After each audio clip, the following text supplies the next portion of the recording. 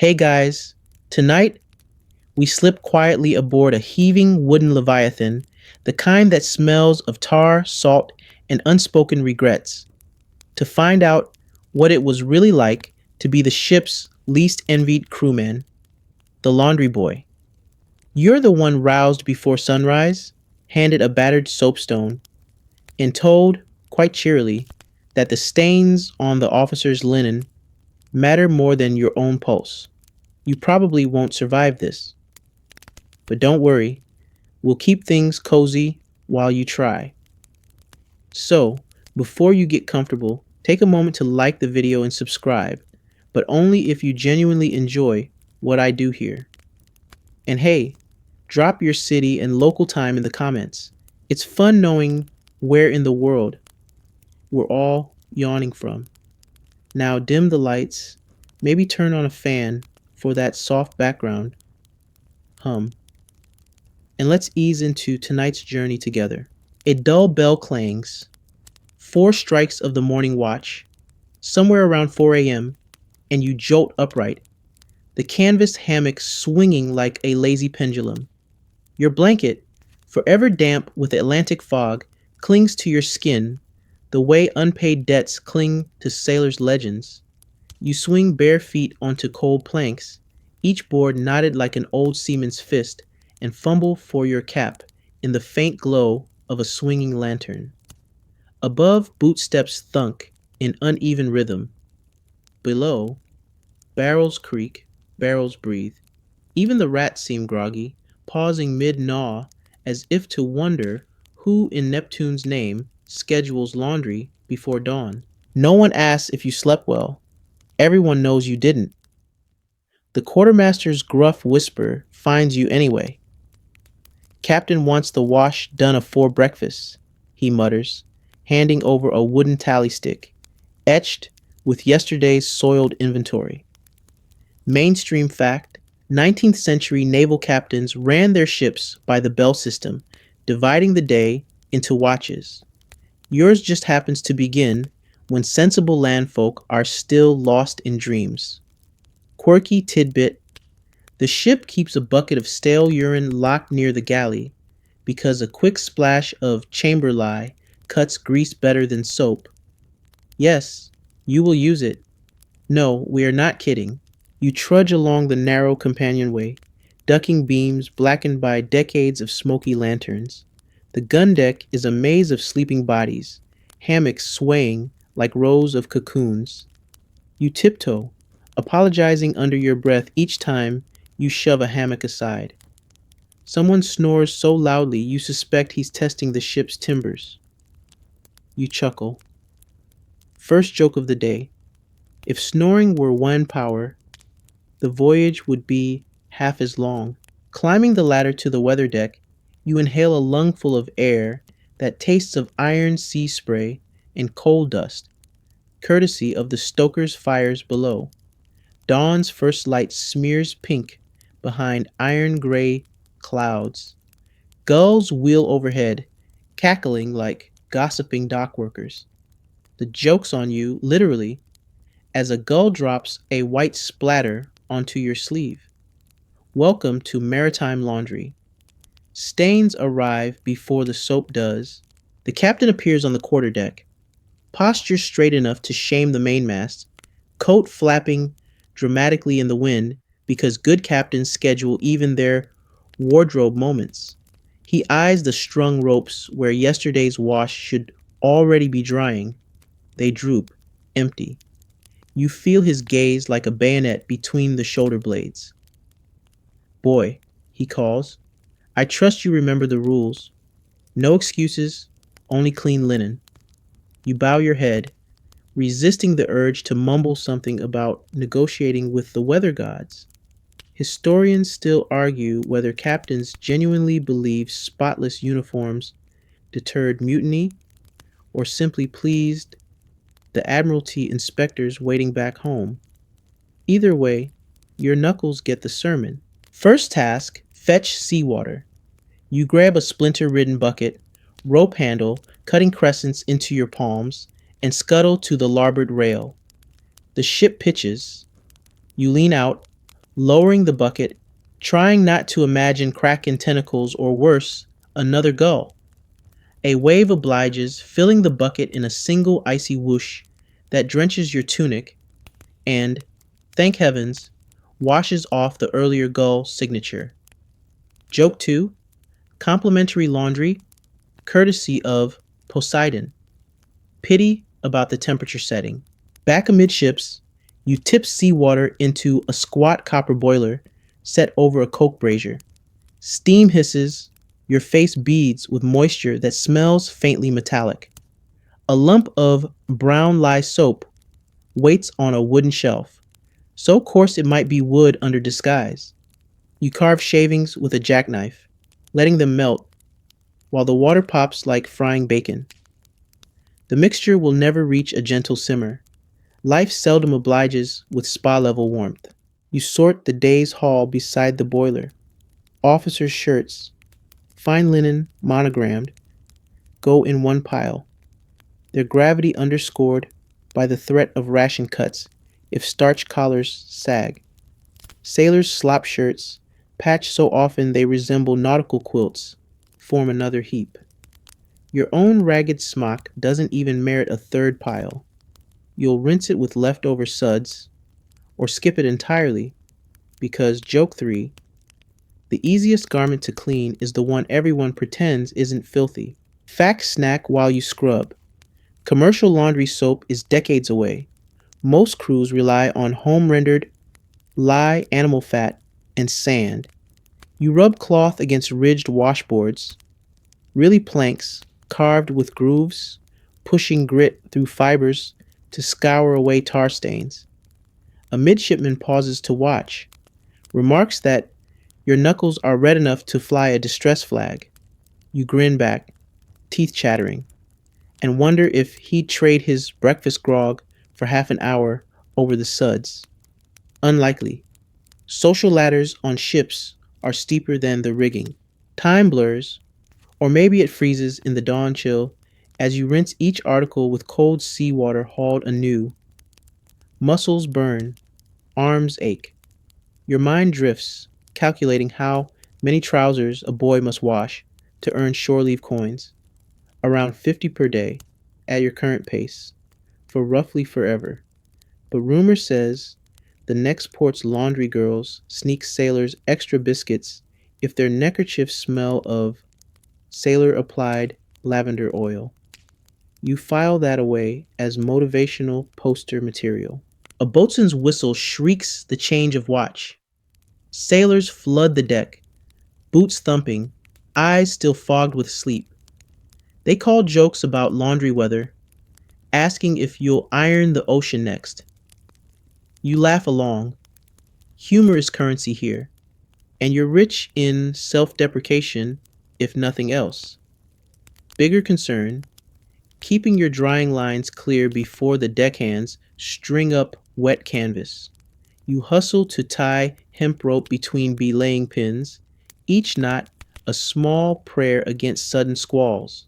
As you peg the first clean shirt, sunlight finally knifes through the clouds, painting the fabric gold. The moment almost feels poetic until a rat darts across the deck, making a beeline for your soap crumbs. You stomp near it, half-hearted. It barely detours. That's the hierarchy.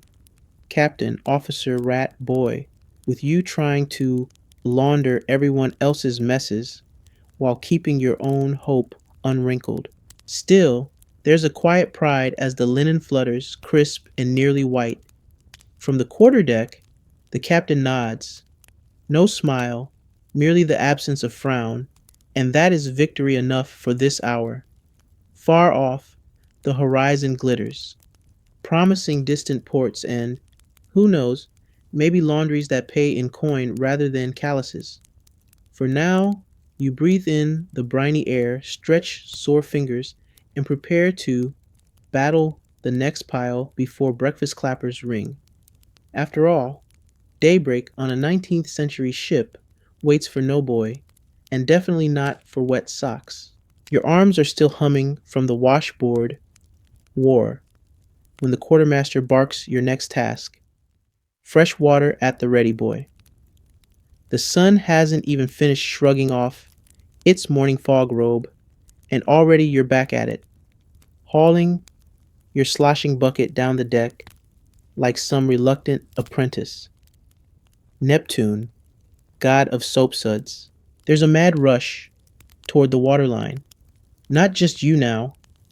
Half the ship's company is moving in a purposeful tangle, everyone competing for ropes, barrels, buckets, and whatever space they can claim for themselves. Deckhands shoulder past, hoisting sails and yanking ropes as if the canvas itself owed them money. You dodge a swinging yard arm and nearly trip over a hatch left half ajar. Someone curses. Not at you, probably. You cut through the chaos, trying to get back to your makeshift laundry station with at least one full bucket of seawater before the others hoard every barrel. Ships of the time didn't just run on wind, they ran on water. Fresh water was gold, stored in thick wooden casks, prone to mold and rats, which is why seawater did the heavy lifting for laundry. Lye, salt, and a touch of elbow grease made up your holy trinity. You're elbow deep in this trinity soon enough, refilling your now lukewarm tub. The steam has lost its hiss. The copper boiler sizzles only weakly now. You stoke it with leftover coke, dusty chunks that smear your hands black, and for a moment you resemble a coal miner cosplaying as a laundress. Oi, that's my shirt. You glance up. A grizzled seaman stands there, pointing at a grayish lump in your hands that, technically, used to be white. His face is somewhere between amusement and murder. Not anymore, you joke weakly, wringing it out like a defeated flag. This shirt isn't even on your official laundry list. It's what sailors call extra duty, meaning someone dropped it on your pile while your back was turned, and now it's your responsibility. Because hierarchy. Laundry boys rank only slightly above barnacles. Mainstream historical fact: sailors often borrowed laundry help from whoever wasn't fast enough to duck. The Royal Navy and Merchant Marines were sticklers about uniforms, but no one gave you extra rations for cleaning extra clothes. Unless, of course, you were clever enough to barter. 3 shirts cleaned for 1 spoonful of molasses. You start mentally tallying who owes you favors. But before you can extract payment or punch a sleeve into submission, you hear a shrill yelp. Not human, more goatish. You turn, bucket halfway to full, and witness a powder monkey. That's a ship's boy younger than you. Yes, they exist. Sprinting across the deck with a string of laundry dragging behind him. He's laughing. Someone's drawers are fluttering like surrender flags in his wake. You sigh deeply. Joke 1. On land, children play tag. At sea, they play torment the laundry boy. You chase him 3 paces before deciding dignity's a better companion than your missing drawers. Not like they were the good ones anyway. Instead, you return to your tub, now filled with slightly less water and considerably more soap bubbles. Beneath your feet, the deck rocks gently, not enough to throw you off balance, but enough to remind you that this is a floating world, an unpredictable one. Some days it's calm, others it turns into a bucking bronco with a vendetta, and always the laundry must go on. You go to rinse. The only spot left is next to the livestock pen. Yes, some ships kept chickens or goats for fresh food. Today, it's the goats that find your laundry particularly interesting. One attempts to nibble a dangling kerchief. Another eyes your lye soap with suspicion, perhaps recognizing it as the reason she still smells like sheep. Quirky tidbit time. Goats were notorious aboard ships not just for their milk, but their bad attitudes. Some became unofficial mascots. One infamous goat aboard the HMS Bellerophon is said to have been promoted, symbolically of course, to assistant to the cook after stealing a midshipman's boots. You'd promote this one to head of trouser theft if she doesn't back away from your soaking pile. You splash water her way. She bleats, offended, and finally retreats. So, back to your rhythm. Soak, scrub, rinse, repeat. You're practically hypnotized by the pattern. It's meditative in a my spine may never straighten again kind of way. Suddenly, another sailor flops down beside you. You know him. Eddie, missing two teeth and most of his patience. He tosses you a shirt, already half clean, and raises an eyebrow. Finish that, will ya? I've got galley duty.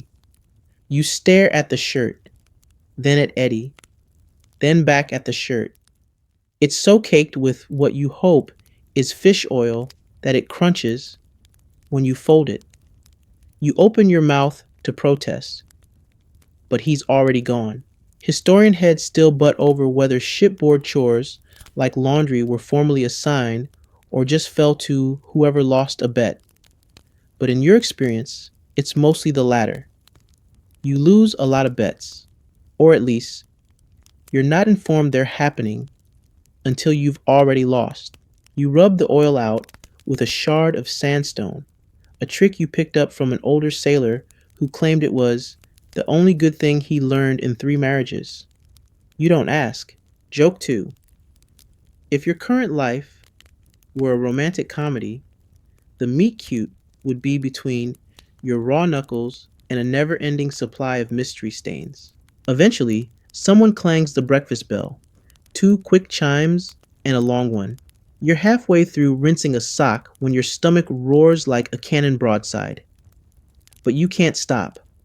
If this batch isn't hung before the sun fully rises, you risk mold. And if mold wins, you lose your ration of grog tonight. You hurry, pin after pin, rope creaking with the weight of damp clothes. A sudden gust sends a shirt flapping into your face, slapping you like a wet handshake from Poseidon himself. That's when it hits you. Half the laundry rope is sagging, frayed knots. You rush to retie it, fingers fumbling with the coarse hemp. This line's seen better days, probably back when Napoleon still had 2 working arms and a naval dream. You lash the ends together with your sash, sacrificing the only dry item you own. It's worth it. The line holds. The clothes don't hit the deck. Small victories. By the time you slump against the rail, the sun has properly risen. It spills over the water like golden syrup, utterly at odds with your state.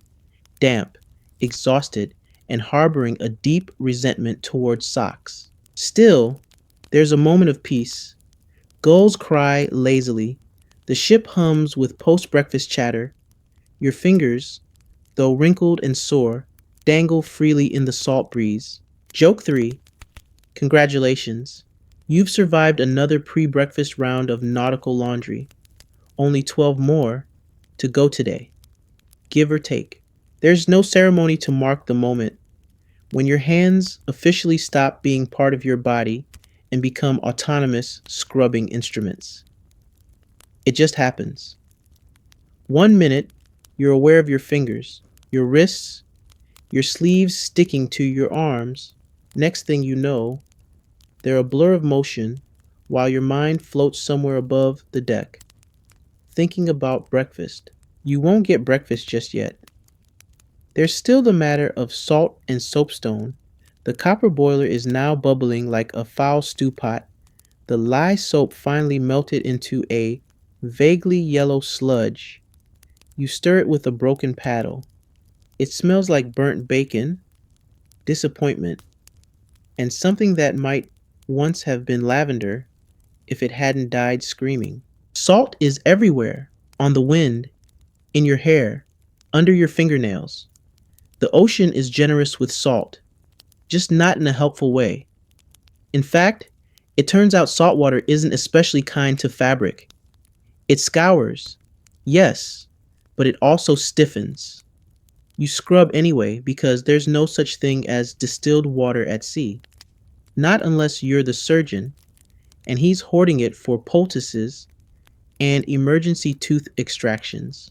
Your next project is a set of undershirts belonging to the second lieutenant, a man who has never once in his entire officer's career acknowledged your presence with anything more than a sniff.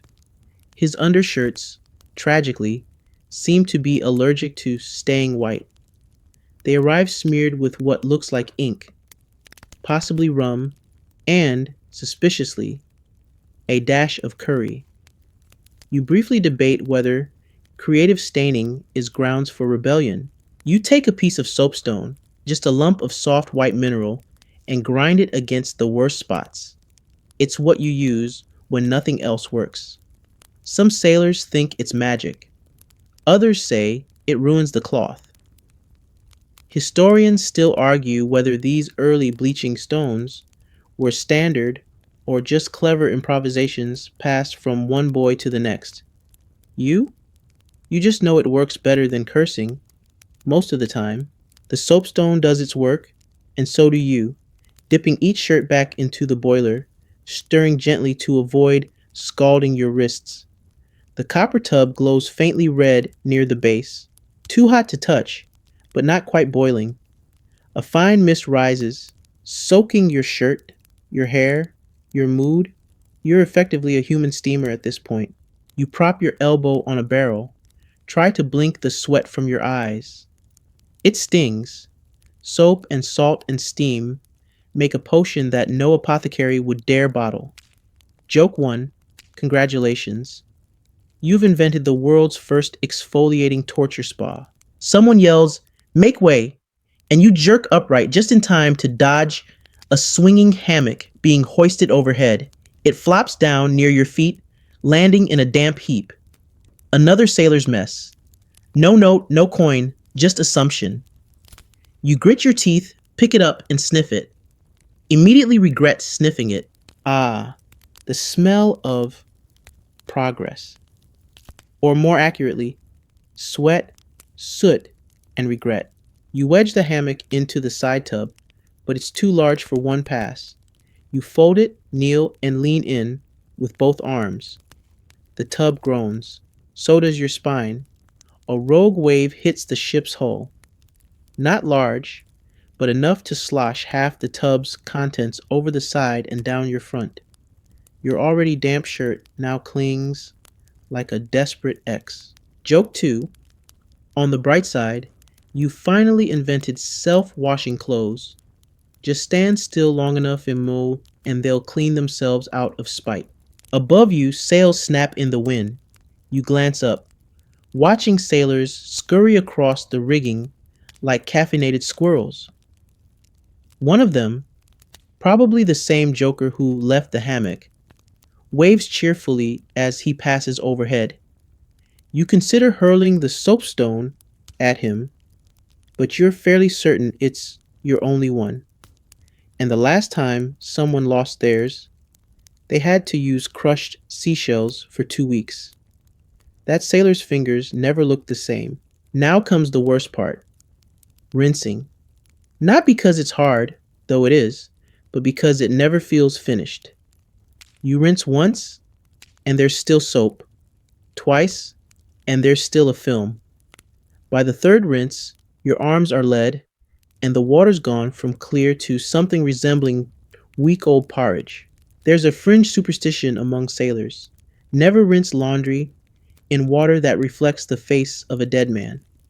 No one can quite define how to tell if the water has done that, but it adds a nice touch of dread to an already miserable job. You try not to think about it. When the water shifts just enough to catch your own reflection, the hammock is cleanish. It no longer smells like sea monster breath, and the worst stains have faded to the color of weak tea. You'll call it a win. You wring it out, arms trembling, then haul it toward the drying lines. It sags like an old drunk when you pin it up, and you give it a gentle pat for surviving. You're halfway through the next shirt. when a voice drifts down from the quarterdeck. Boy, you're using too much soap. The supply boat's not due for 3 weeks. You nod dutifully. You are absolutely not using too much soap. In fact, you've been rationing it so strictly that one of your cakes is now more notch than substance. But arguing gets you nowhere, except maybe to an extra chore involving the bilge. So you smile, nod again, and promise yourself that if soap rationing becomes the hill you die on, you'll at least die with very clean knees. Later in the day, the temperature rises, and with it, the stench. Everything heats up: canvas, wood, flesh, rope. Your laundry water is no longer refreshing even by torture chamber standards. It's sludge. You dump it overboard and watch it swirl away in oily rings. You take a moment, sit on a barrel, and stretch your back. It pops like an old chest opening. Your palms are raw. Your arms ache. But there's something almost satisfying about the slow, methodical progress. Each item clean is a tiny victory. Each pin clipped to a line is a moment of order in the middle of chaos. Joke 3. You've achieved the rare maritime status of least likely to be blamed for a fire, mostly because you're never near anything dry long enough to light it. The wind picks up. Somewhere, the cook starts banging pots for the midday meal. Your stomach growls in approval. You rinse one last sock. Honestly, it might be a mitten at this point, and peg it to the line with a kind of reverence. Then you stand, wipe your hands on your sash, and glance out at the horizon. A gull coasts by, dipping low over the bow. The sun glares off the water like a mirror held up to your exhaustion. And still, the shirts await, rows of them, flapping in protest, reminding you that in this floating laundry prison, the work is never done, just occasionally hung up to dry. You don't really walk down into the belly of the ship. You descend, slowly, carefully, like a hesitant raindrop trickling towards something it's not sure it wants to find. And what you find, what always waits for you, is the below deck sauna. It's not a proper sauna, of course. That would imply luxury, comfort, the faint scent of eucalyptus, and the soft murmur of people pretending not to hate each other in towels. This is something else entirely. You squeeze past the gun deck, through a hatchway that insists on introducing your shoulder to a rusty nail every other day. Then down another set of steps, into a space barely tall enough for a short man to stoop in.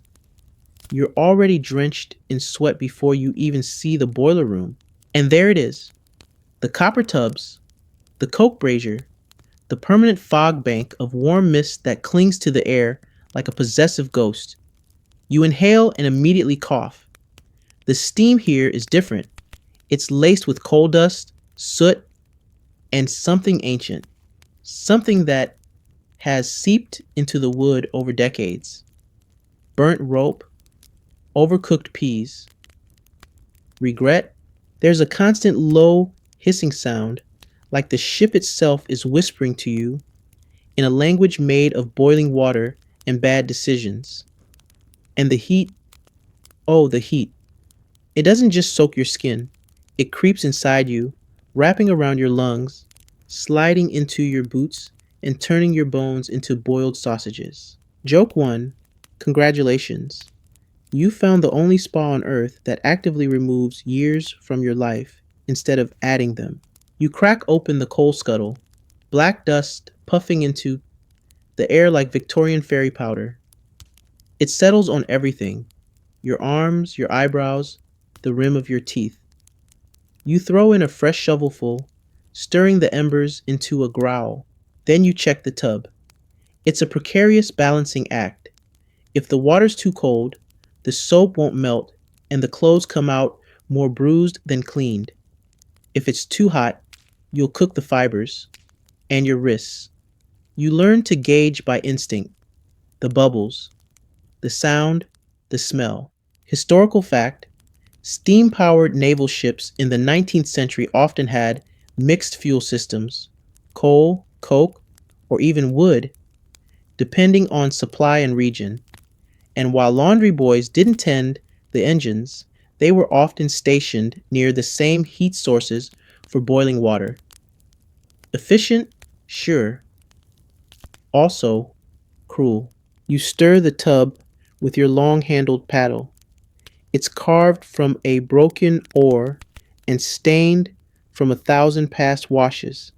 Someone once scratched a smiley face into the handle, the smiles half worn off, like it knew better. You glance at your washing queue: 4 shirts, 2 pairs of trousers, and something that may once have been a waistcoat but now resembles a distressed napkin. All of it soaked in sweat, grime, and a splash of what you dearly hope is rum. You dunk the first shirt. It sizzles on contact, the fabric twitching like it's trying to escape.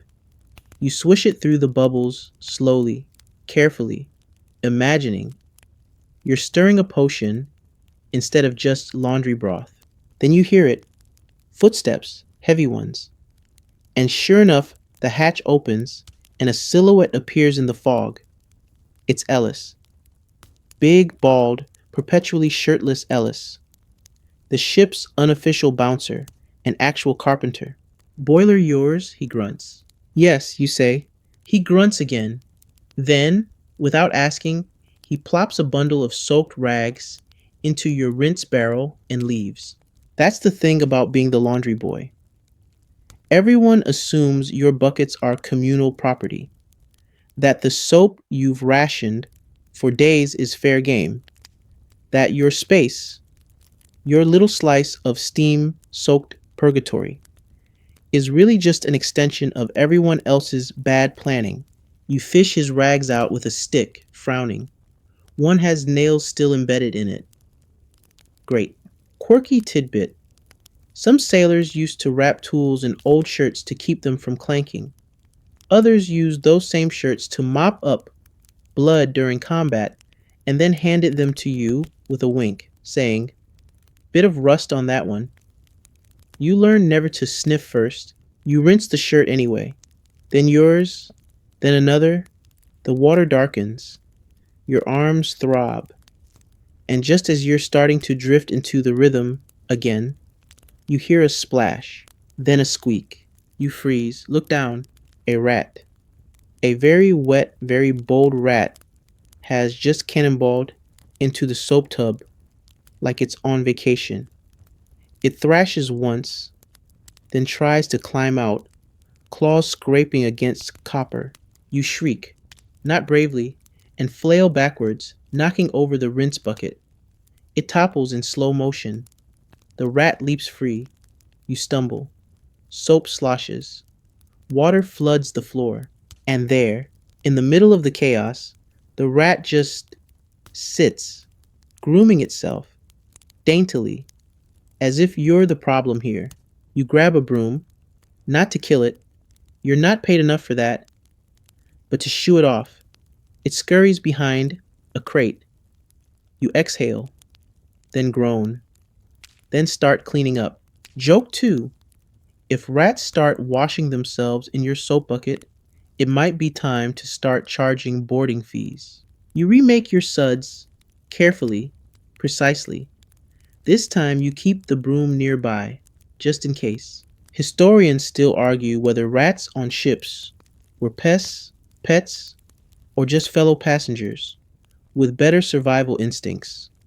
You'd vote for option 4: supernatural spirits sent to torment the humble and damp. Eventually, the tub is full again.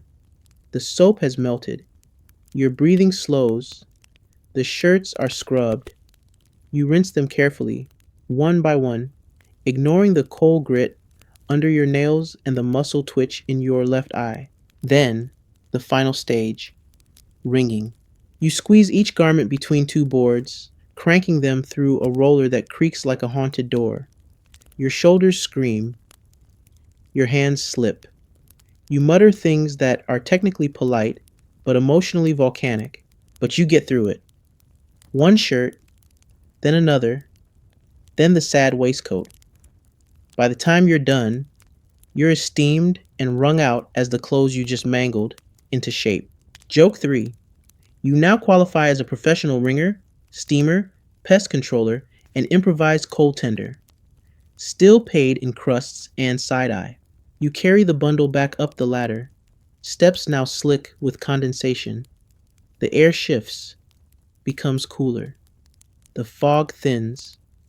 You emerge on deck, blinking like a mole in daylight. The breeze kisses your face. The sun glints off the sails. And for a moment, just a second, it all feels almost lovely. You hang the shirts, peg them carefully.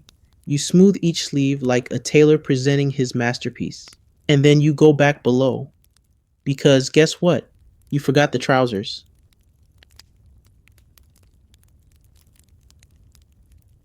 You stare at the trousers like they've personally offended you.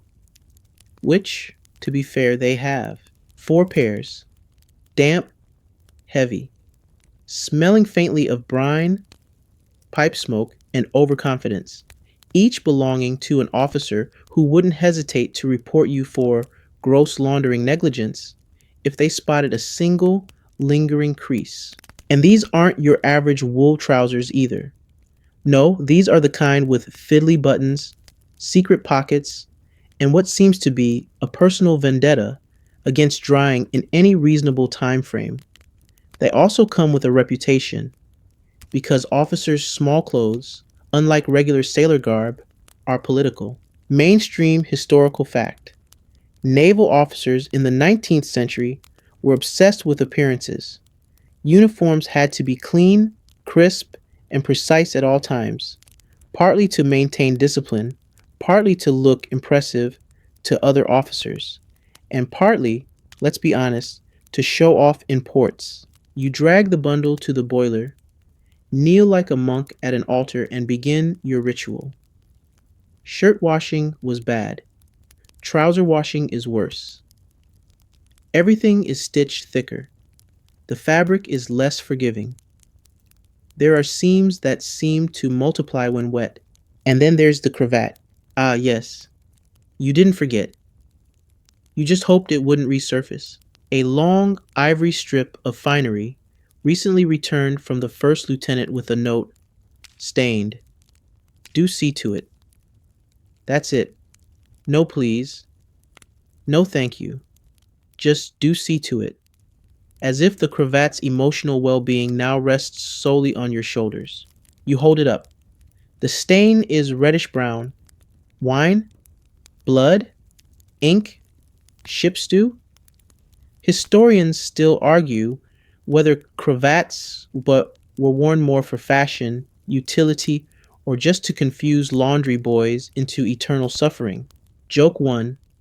Nothing says naval prestige like wearing a fancy silk napkin around your throat and demanding someone else iron it for you with the heat of their own crushed dreams.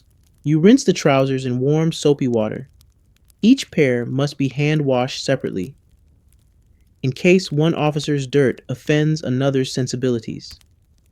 You wring them out, one leg at a time, and hope the ship doesn't lurch again. Last week you lost a whole pair overboard and had to stitch a new one from hammock canvas and sailor curses. The third pair smells of musk and rosewater. Someone's been raiding the captain's cologne stash again. You sniff once, cough twice, and proceed to scrub with extra prejudice. Your fingers are pruny. Your palms are red.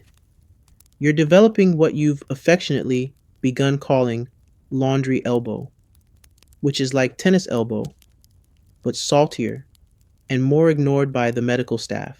Then, as you're lifting the fourth pair, it happens. You freeze, look down, and see the betrayal. A long, jagged tear just below the waistband. You didn't do it. You swear you didn't do it. But if you turn these over like this, someone's going to assume you wrestled the trousers during a storm and lost. Panic sets in, but then you remember the emergency sewing kit tucked behind a loose plank near your boiler station.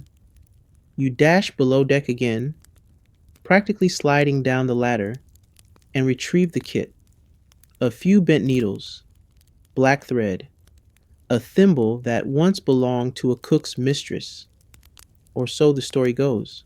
You thread the needle with trembling fingers and begin the stitch, carefully, quietly, like a surgeon who didn't go to medical school but once read a pamphlet about veins. Your tongue sticks out in concentration. You mutter reassuring phrases to the fabric. The thread catches once, knots twice, and finally pulls through. The result isn't pretty, but it's hidden, mostly.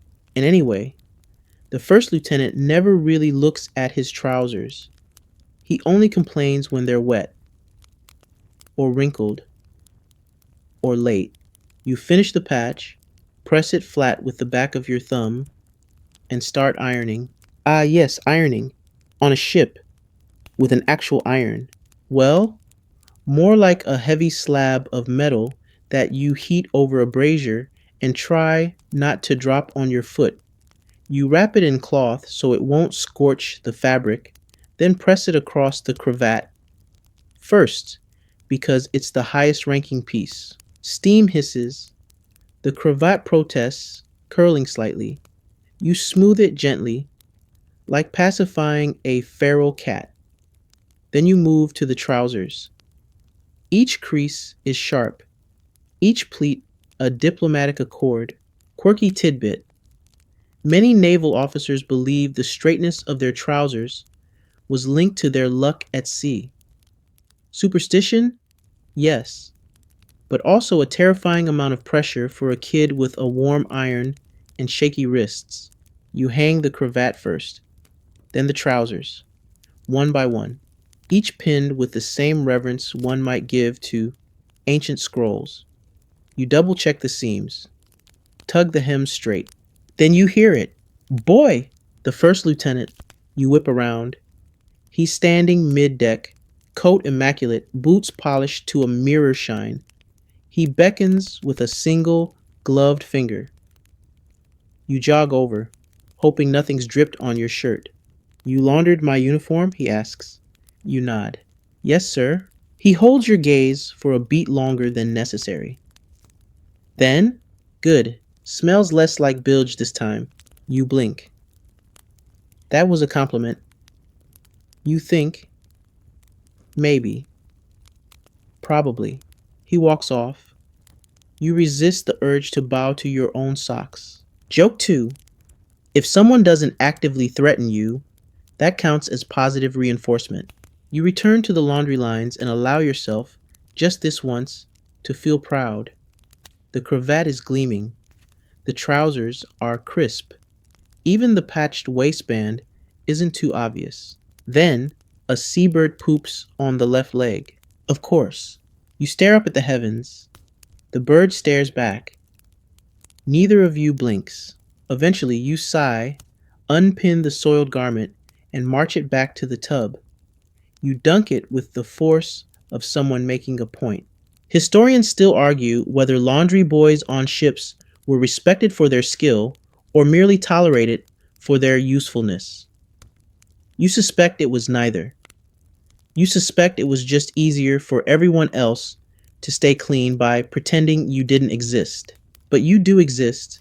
With a needle in one hand and half a soapstone in the other, you've carved out a space aboard this heaving bucket of dreams and damp socks. Joke 3. Maybe one day, someone will invent trousers that wash themselves. Until then, it's you versus the stains and the birds. And right now, the birds are winning. You'd think that after wrangling salt-soaked trousers, taming rogue cravats, and losing a diplomatic staring contest with a bird, you'd get to rest. Maybe sit for 5 minutes. Maybe sip something warm, or at least slightly less horrifying than kettle scrapings. But no, because now it's time for mending by moonlight. The sun has dipped below the waterline, a thin smear of orange fading to purple, and the sky has shifted into full night mode, vast velvet and utterly indifferent to your sore fingers. You could sleep. You should sleep. But there's a growing pile of garments that need stitching, and laundry boys don't get sleep. They get thread.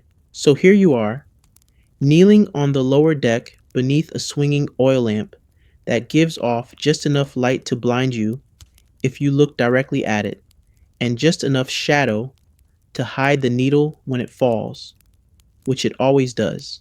You prop your sewing kit on a barrel, plop a pile of mending on your lap, and take a moment to admire the sheer absurdity of what lies before you. Edward, one officer's sock, eaten halfway by what appears to be acid, a sailor's undershirt, split right down the middle, don't ask, and most insultingly, a pair of underbreeches with a poem scrawled across the waistband in charcoal. You squint. It's a limerick. About goats? Of course. Joke one. When Shakespeare said, "A stitch in time saves nine," he wasn't sitting in the dark, mending underpants that rhymed. You thread the needle. First try. Small miracle. The thread phrase. You spit on the end. Nothing like a little human dignity. And try again. The boat creaks beneath you. The kind of slow, rhythmic moan that reminds you the ocean doesn't care if your stitches are even. You start with the sock. It's black wool, matted stiff, and smells like it's been through emotional trauma. The hole is big enough to qualify as a window in some jurisdictions. You patch it with a piece of an old glove, a trick you learned from a Welsh cook who once declared, "The foot doesn't care, lad. It just wants not to die." Historical fact: mending clothing at sea wasn't a luxury, it was survival. Sailors had to patch and repatch garments endlessly because resupply was rare and new uniforms even rarer. In many cases, garments outlived their original owners. Morbid, yes, but thrifty. You move on to the undershirt. The rip runs vertically, like it exploded from dramatic tension. The fabric is too thin to stitch directly, so you use a cross patch, an X of stronger cloth sewn over the tear like a wound dressing. It's slow work. Your fingers cramp. You prick your thumb twice and suck on it absent-mindedly. The blood tastes like soap and iron. There's a breeze tonight. Barely there, but it slides through the planks, carrying with it the smells of the ship. Tar, salt, old rope, wet wood, and something spicy wafting from the galley. You hope it's stew. You really hope it's not the same sea cabbage surprise that made 4 men beg for mercy last week.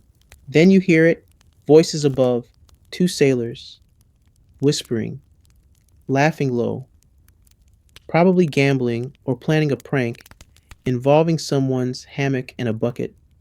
Or maybe they're just spinning yarns about sea monsters and ghosts, ships, and women who turn into seagulls if you look at them cross-eyed. You keep stitching. The voices are oddly comforting, like the sea's own lullaby. That is, until a loud thump jolts you out of your rhythm. Something's fallen. Overhead. Maybe a rope. Maybe someone. Or maybe your stomach turns slightly. A shifting crate. You freeze, needle halfway through a seam, and listen. Silence. Then footsteps, fast ones, and a shout. "Reef dead ahead!" Panic shivers through the timbers. Suddenly the calm is gone. Above deck, you hear boots pounding, the clatter of ropes, shouted orders. The ship lurches, hard. You're thrown sideways, needle skittering, sewing kit tipping off the barrel and scattering its contents into the darkness. You grab the railing, heart thudding. The floor tilts again. Something smashes in the galley. Probably that stew you were just fantasizing about. Then, The lurching stops. Voices calm. The sails flap violently once, then settle. You wait a beat, then two, then breathe. Joke two. Nothing keeps your stitches straight like near death experiences. Eventually, you get back to work.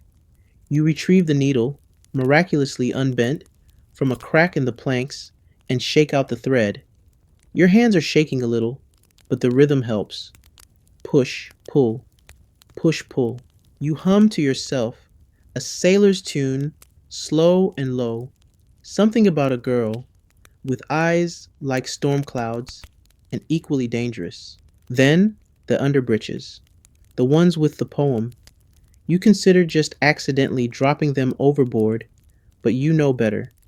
The owner would write another one, probably longer, probably about you. So, you patch.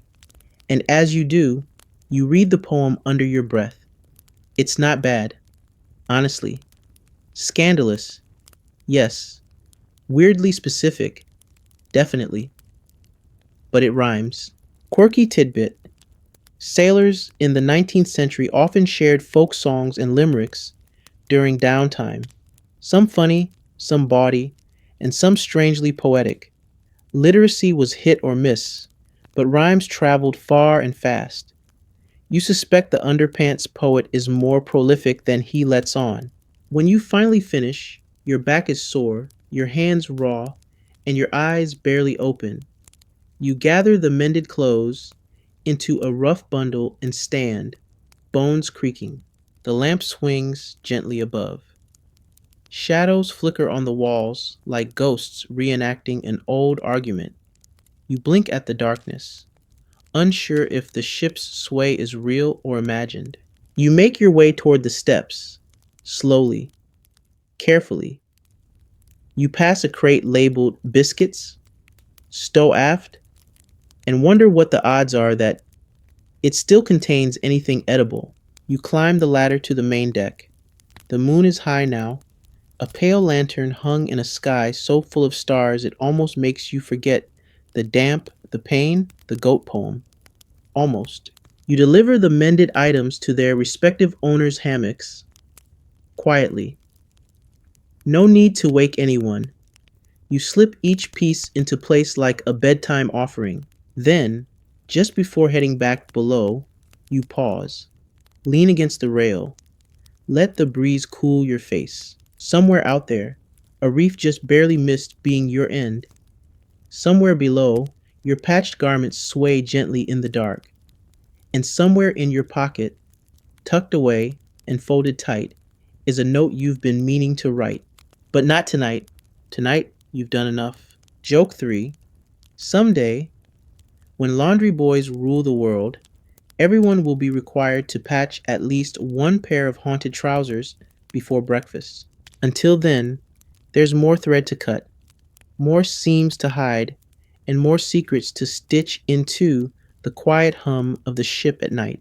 You wake to the sound of your own name being said with entirely too much enthusiasm for a soul who only just stitched underpants poetry at midnight. Up, laundry boy! The voice is unmistakable.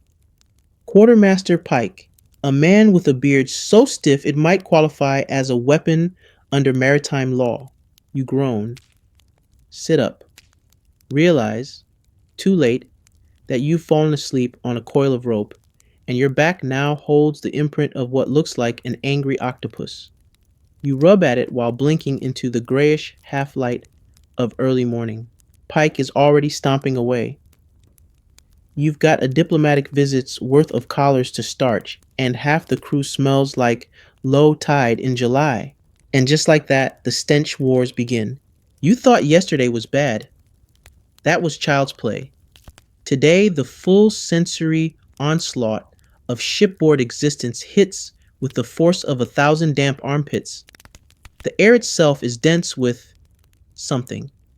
A heady mixture of bilge rot, wool dampness, spoiled fish, and whatever lives in the corner of the hold that no one has dared open since Barbados. Mainstream historical fact.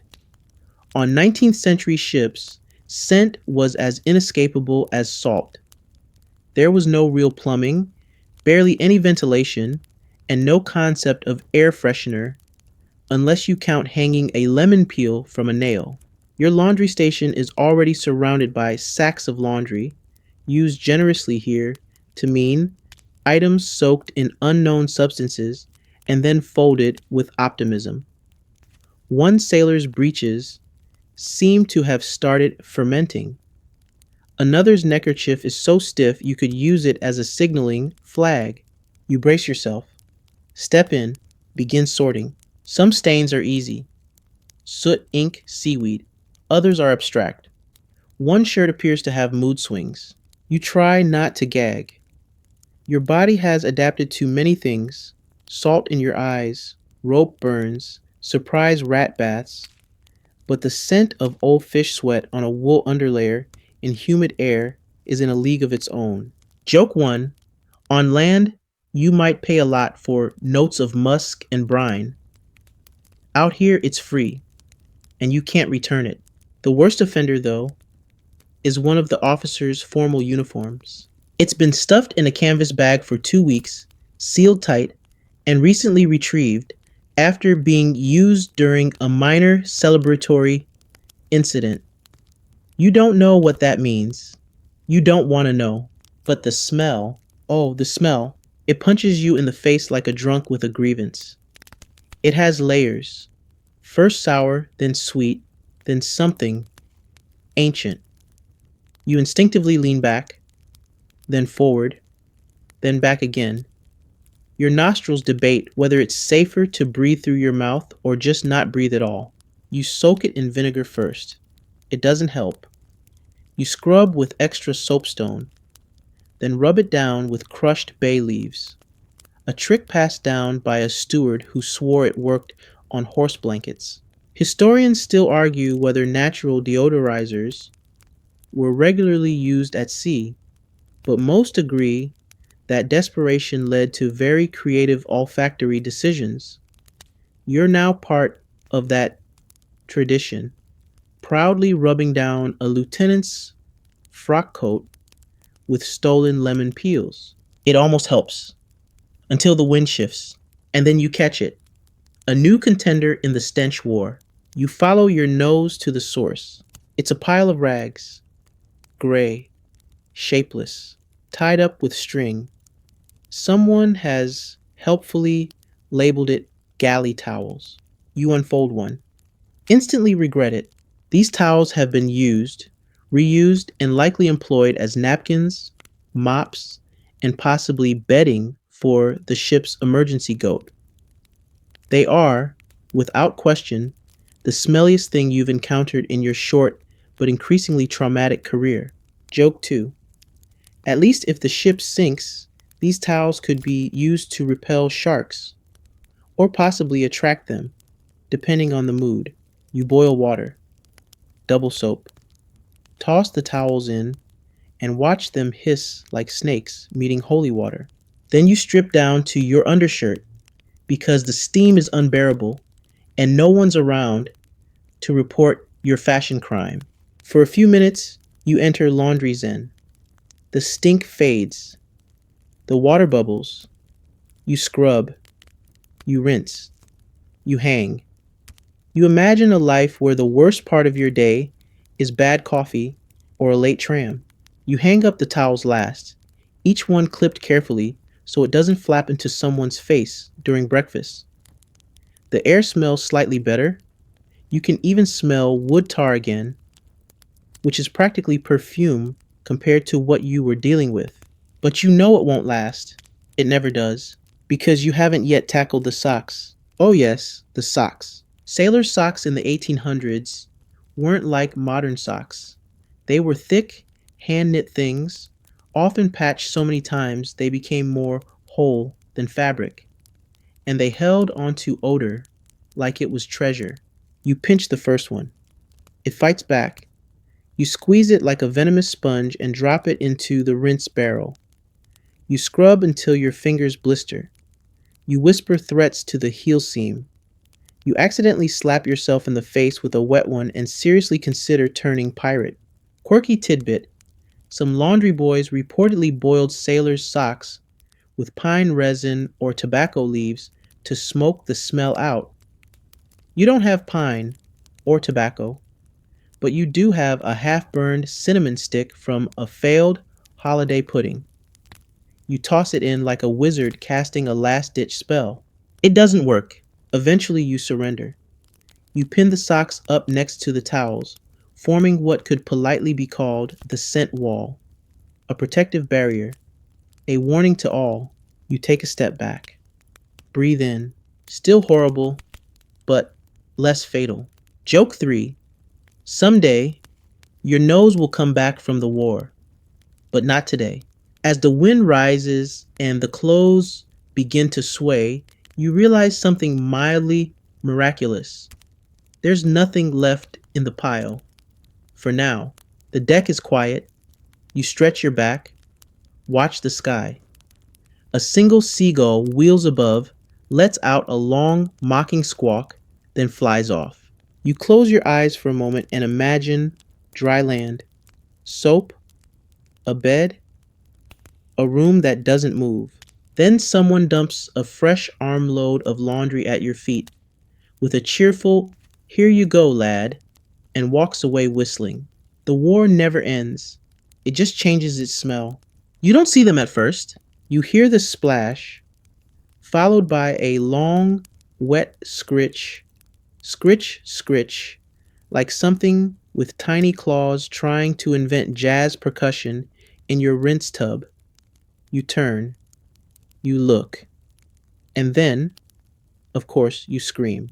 There, sitting like smug little gremlins in your laundry water, are two fully soaked rats. One is the color of old gravy. The other, a mean-eyed gray with a scar across its back, stares directly at you, as if to say, "Yes, we live here now." You grab the broom. You always have a broom, and begin flapping it wildly in their direction.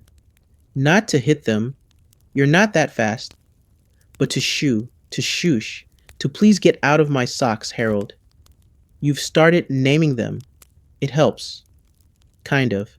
Mainstream historical fact. Rats were an absolute fact of life on 19th century ships.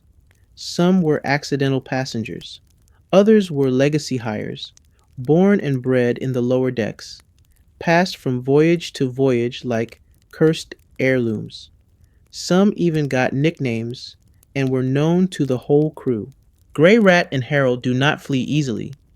Harold, in fact, does a little paddle lap in the soap tub, then climbs out, using a pair of socks as a ladder, leaving behind a trail of wet rat prints and shattered dreams. You stand there stunned. You were just about to rinse the captain's kerchiefs in that water.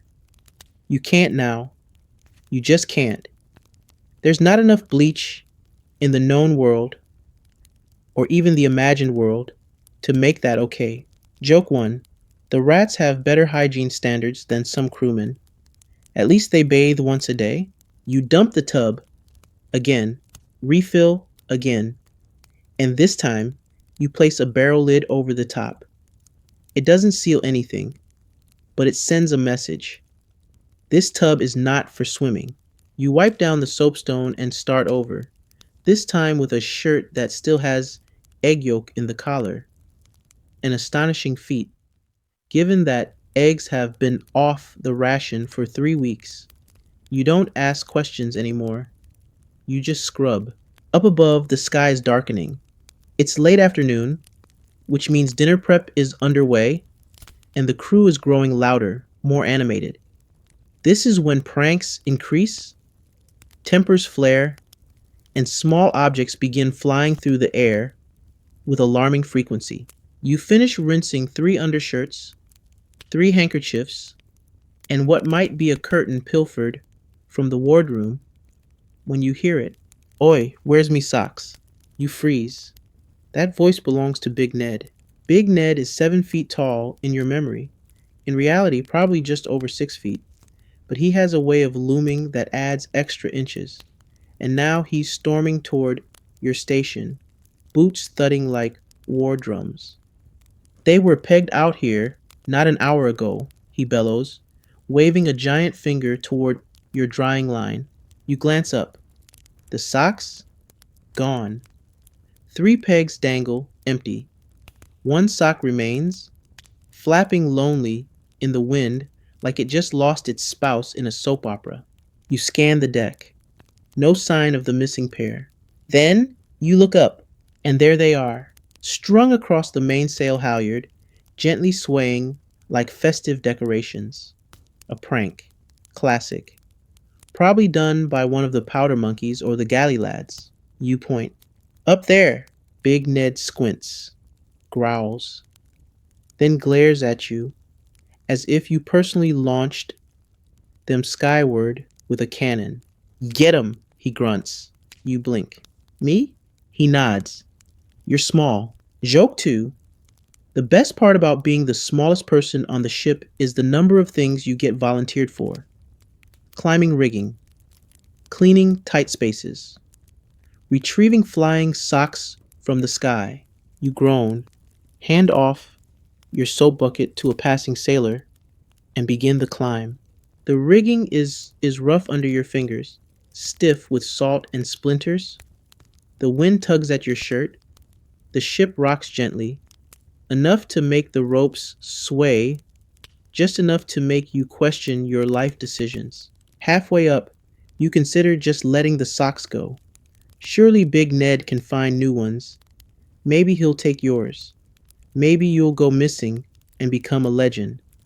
The boy who chose the sky over socks. But no, you're already here. You inch across a beam, reach out, and grab the socks. Victory. You tuck them into your sash and descend, triumphant, but very much aware that you smell like old seaweed and fear. You hand them to Big Ned. He sniffs, nods. Still warm? Thanks. You don't ask why that matters. You just smile tightly and return to your post. You resume rinsing. The water is warm from the sun now. The breeze picks up, fluttering the laundry lines. The day is nearly done. Then you hear a strange sound. Clink, scrape, skitter. You look down.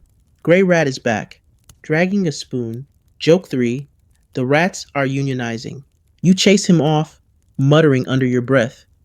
You consider setting traps, but the last time someone tried that, a rat retaliated by leaving a very specific message in the boatswain's boots.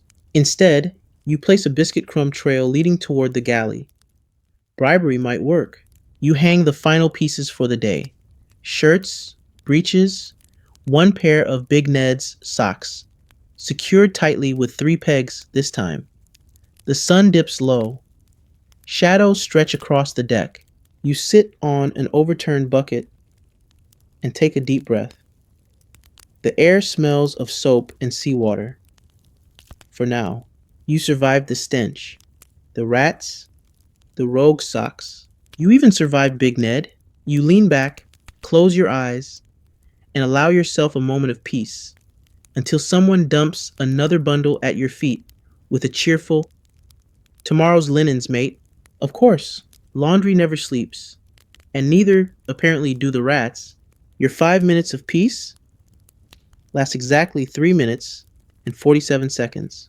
That's when the call goes out for supper, and like seagulls swarming a dropped herring, the crew descends on the galley hatch, yelling, shoving, the unmistakable sound of a wooden spoon being wielded like a weapon.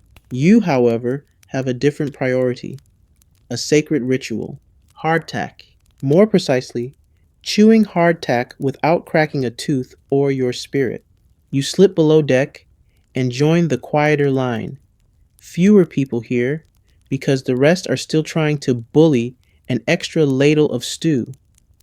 The steward eyes you, shrugs, and hands over your evening ration. A chunk of ship's biscuit, approximately the size and consistency of a paving stone. You sit beside a few of the powder monkeys, young boys like you, but smaller, louder, and usually covered in soot. They chew with all the enthusiasm of goats working through an old boot. You follow suit. Joke 1. Dinner aboard a 19th century ship was less meal and more dental challenge. You bite. It doesn't go well. The biscuit is dry, bone dry, crumbly in a way that somehow also manages to weld itself to the roof of your mouth. You give up halfway and decide to soak it in a bit of rum. Well, water pretending to be rum. The steward calls it cooking rum, which is a lie. It's more like a threat. Still, soggy biscuit is better than no biscuit. While you chew, the boys trade gossip. Someone saw lights on the horizon, one says, wide-eyed. Land, another gasps. No, ghost ship, the first whispers. Red sails, no crew, just gliding along. You nod solemnly. This is the sort of story that lives forever in the lower decks. Whether it started as truth, a drunken mistake, or someone seeing a lantern reflection, it doesn't matter. It becomes lore. Mainstream historical fact. Sailors were notorious for telling tall tales of ghost ships, mermaids, sea monsters, and glowing eyes in the fog. These stories were part entertainment, part superstition, and part psychological survival. You can only stare at water for so long before your brain starts painting things on the horizon. You lean in. Maybe it's a merchantman lost in the last storm. Or maybe it's the specter of the South Atlantic, says a third boy, barely older than 10. They say he comes to claim the soul of any sailor who drops laundry overboard. They all look at you. You blink. That only happened once. Joke 2. Sailors may forgive many things, but dropping the first mate's underpants into the ocean is not one of them. After your meager meal, you head back up for your evening laundry check. That's the part no one warns you about. Laundry has a second wind around sunset. Damp from the sea air, it needs rearranging. Sometimes re-ringing. Always vigilance. You inspect the lines. The socks are dry-ish. The shirts are wrinkled again. The wind has flipped half the neckerchiefs, so they now resemble tiny surrender flags. You sigh. Unpin, repin, smooth, tug, clip. It's hypnotic, in its way. The repetition, the snap of cloth in the wind, the soft creak of sails above. You start humming, low, almost without thinking. An old tune, something the cook sings when he's chopping root vegetables, like they insulted his mother. Then you see it, a shirt, one you know you didn't hang up. It's not yours, not from today's batch. It's fine linen, embroidered and dry. You frown. You look around. No one in sight. The deck is quiet. You touch the shirt. Cold. Still, no moisture. You turn it over. There on the hem is a symbol. A stitched mark. Old-fashioned. Not any officer's seal you know. You stare at it for a long moment. Then, laundry ghost. One of the powder monkeys whispers behind you. You jump 6 inches. He grins. They say he appears when a sailor loses his shirt to the wind, or when a laundry boy mixes up the officer's collars, another adds, or when someone forgets to mend the captain's trousers and blames the goats. You glare at them. You're making this up, are we? They say, in perfect, creepy unison. Then scamper off laughing. Joke 3. Shipboard ghosts are like mold. Everyone swears they've seen one, but no one ever wants to take responsibility for how it got there. You fold the mystery shirt, tuck it gently onto a clean barrel, make a mental note to return it to someone tomorrow. The sun is sinking fast now. Orange bleeds into deep indigo. The sails rustle above, and the last light turns the deck into a quiet theater of shadows and movement. You return to your little stool. Sit. Stretch your arms. Stare out over the rail. Far on the horizon, a flicker of light. Not lightning. Not a star. Just something. It's probably nothing, but you'll tell the others about it tomorrow. Let them turn it into a ghost ship. Or a lantern held by Neptune himself. That's how it works out here. You wash. You patch. You spin stories to pass the time between chores. And somewhere, always, there's another sock to scrub and another biscuit to gnaw. The sky shifts from deep indigo to black velvet stitched with stars, and with it comes the wind. Not the gentle, teasing breeze of late afternoon, the kind that flirts with the drying laundry, but doesn't really mean anything. No, this is the real stuff. The kind of wind that struts across the deck with its sleeves rolled up, ready to make a mess. You feel it first on your neck. A sudden chill. A sharp slap of cold air against your collarbone. Then the sails snap. Then comes the shout, "Storm coming abeam." That phrase lands like a cannon blast. Every sailor on the deck springs to life, and suddenly it's organized chaos. Ropes whipped loose, buckets rolling, orders bellowed and repeated. You don't even have time to think. You just hung up the laundry. Mainstream historical fact. Storms at sea were every sailor's nightmare. Sudden squalls could shred sails, toss cargo, drown livestock, and end lives. For laundry boys, they were an existential threat. Not because of danger to your body, but danger to the drying line. You dash to your laundry station, heart pounding, and there it is, your line, fluttering wildly like it's trying to achieve flight. Shirts slapping like angry flags. A pair of breeches has already escaped, tumbling down the deck like a disgraced acrobat. You make a dive for them. Too late. A wave slaps the hull, and the breeches are gone, swept overboard, and now, you assume, drifting toward a new life as ocean bottom formal wear. You grab the rest. One hand on the line, one grabbing garments, feet sliding across the wet planks. You're now in the middle of a storm, doing what can only be described as tactical laundry retrieval. Joke 1. You always dreamed of running away to join the circus. You just didn't expect it would be as the wet sock acrobat. The wind howls. The sails above flap with terrifying cracks. Rain pelts sideways, first in sharp spits, then in full sheets. It's like being inside a very angry dishwasher. You wrestle with the last shirt. It's tangled around the line, like it's trying to resist rescue. You yank it free. It smacks you in the face. Of course it does. You shove everything into a sack. A wet, heavy, chaotic sack that sloshes like it's carrying octopus stew. Then comes the roll. A massive swell lifts the ship. You feel it rise beneath your feet like a dragon waking up.